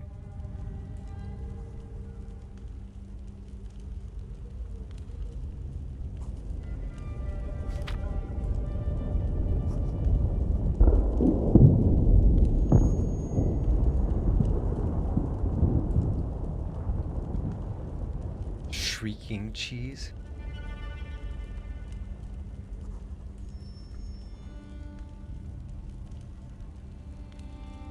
Olroy cheese.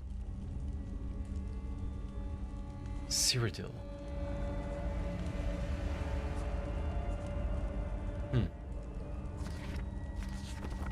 Okay, Haskill. Well, what is it? Here for some noble purpose, no doubt. Some books. Spell books? How pedestrian. As it happens, I'm feeling particularly charitable at present. I'll allow you to enter. After. After what? After a test of your resolve. This isn't the portal. I'm ready. Though you may want to deal with those scamps first. Scamps? What?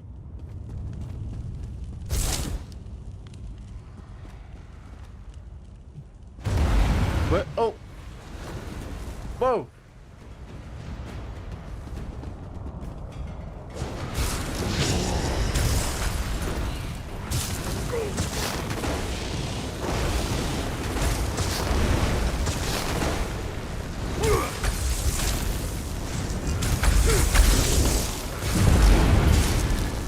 That was a dick move, dude.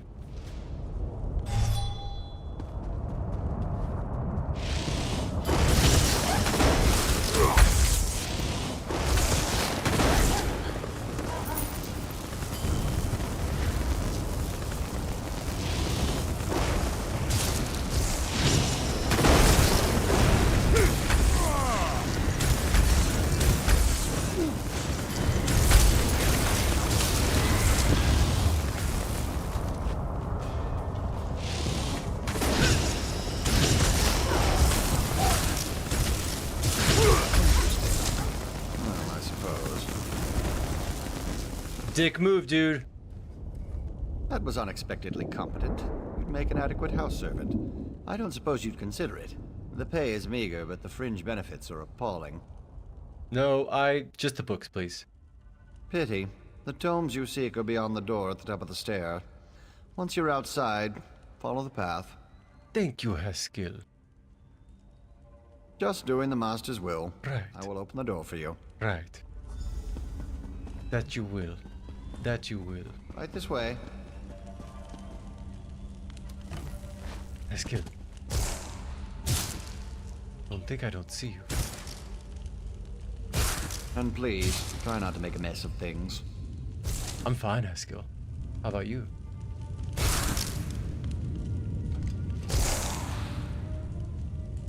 Happy adventuring. Thank you. All right. I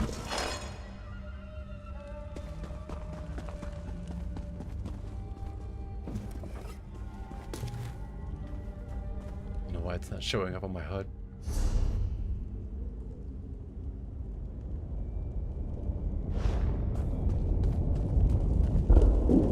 Oh.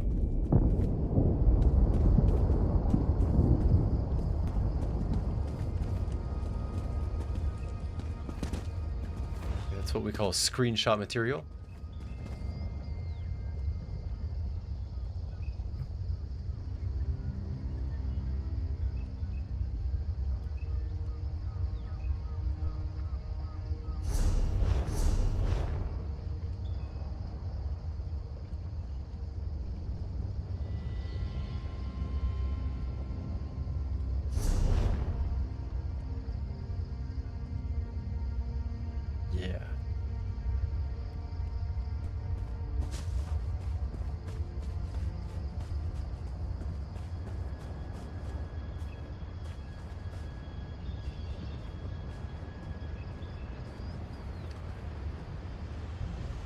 That looks pretty bad.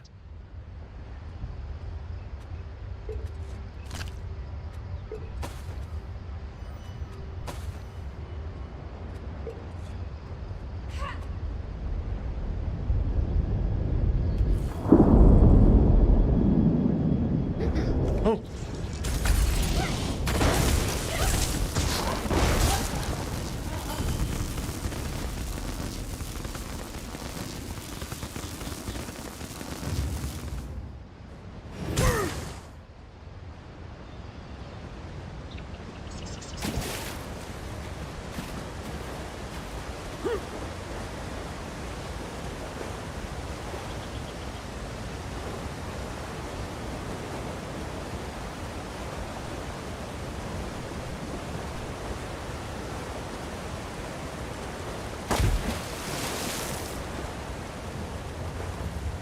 Oh.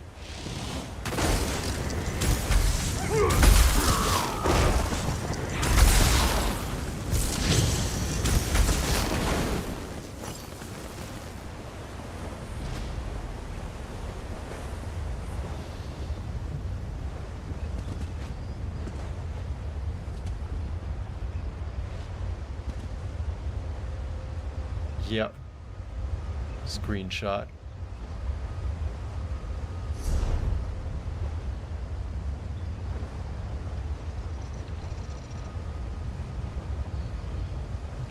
I've got thousands of pictures through games of over the years that I've saved. Good memories. Useful too. Thumbnails and such.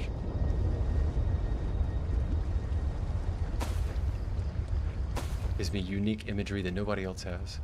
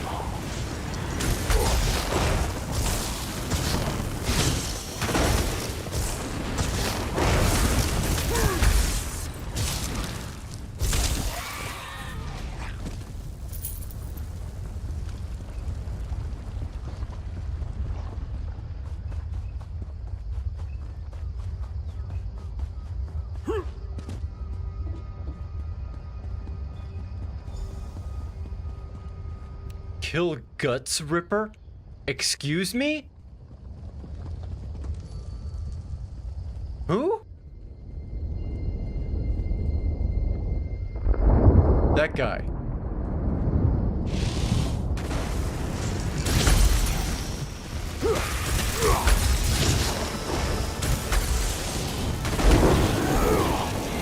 I'm going Super Saiyan.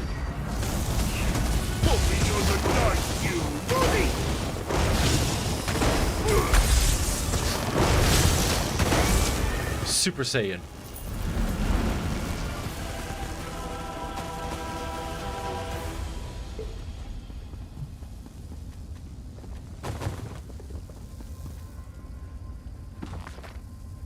The Ivory Lord.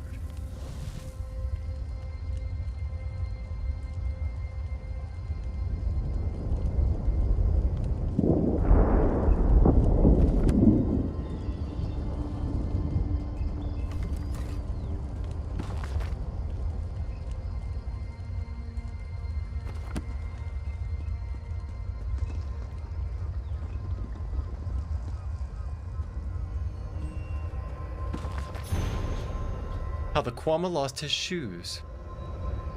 In the ash and sand of Stony Falls, the little Kwama lost his way. He herps and derps to his mother calls. The volcanoes do not sway.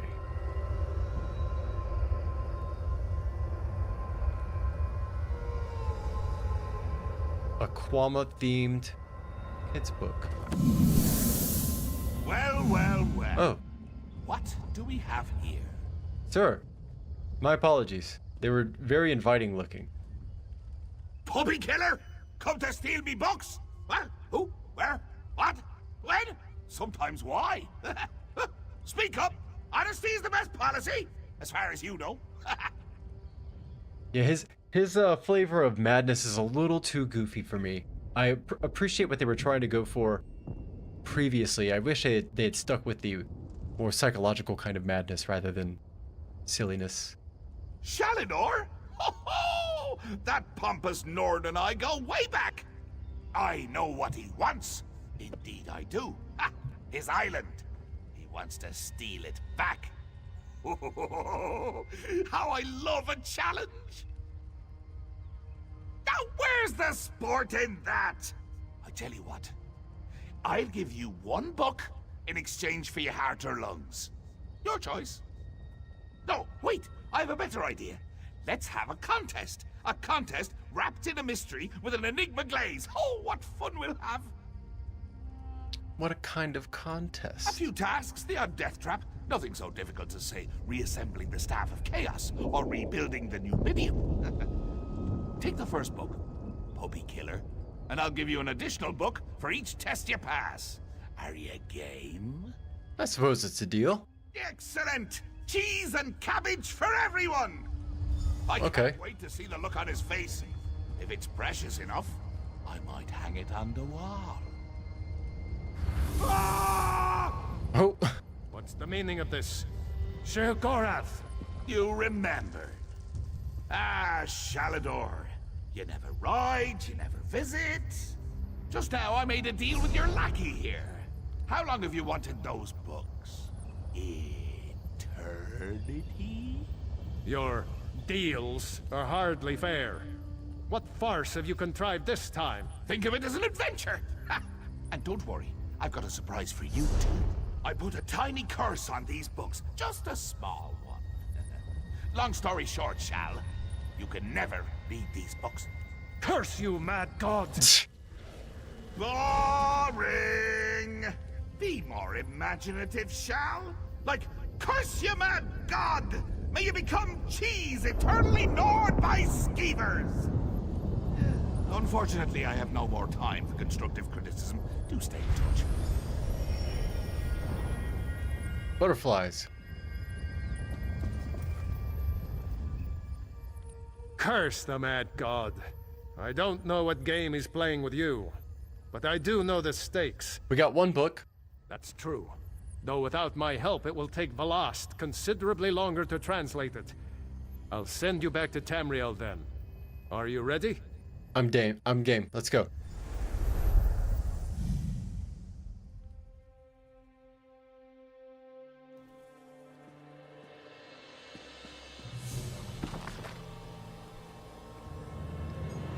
Oh, that old fraud Phrastus of Elnir.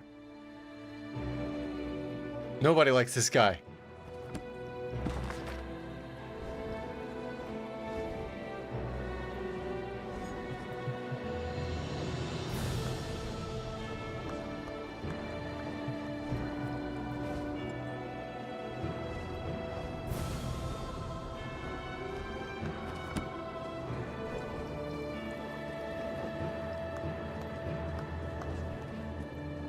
I call this Shalidor's legacy. The great man himself was the pioneer of this technique. Okay, so that was some shit. You radiate an aura of power. Tests? Well, that's a start, I suppose. What of Shalidor? He was drawn away from here in a burst of light. Sheogorath is probably sticking something up his butt right now. Not good, not good. I'll start translating this right away, but I hope Shalidor returns to help. Me too, but I mean, if he's got something up his butt, he ain't coming. Zarxus' backside. And this is going to take a while. Check in at a guild hall from time to time. I'll leave word for you when I've finished. I will.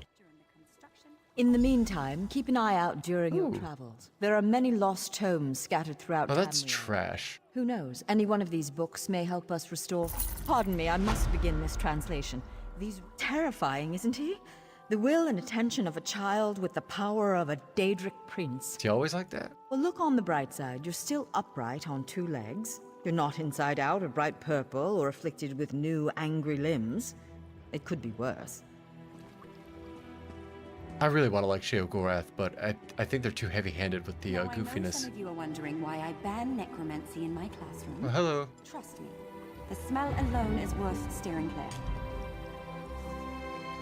I respect the mages. They taught me everything I know.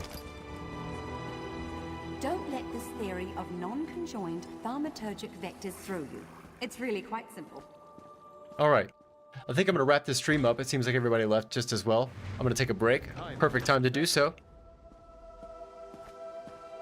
I'll be back on a little bit later today. If so, feel free to join.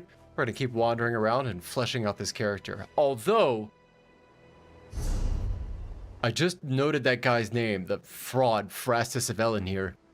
And I kind of want to make a Phrastus Antiquities character. Like just a scribe, a hunter maybe, of antiquities, but not a real combat specialist. Probably a healer then. Okay, anyway, thank you for watching.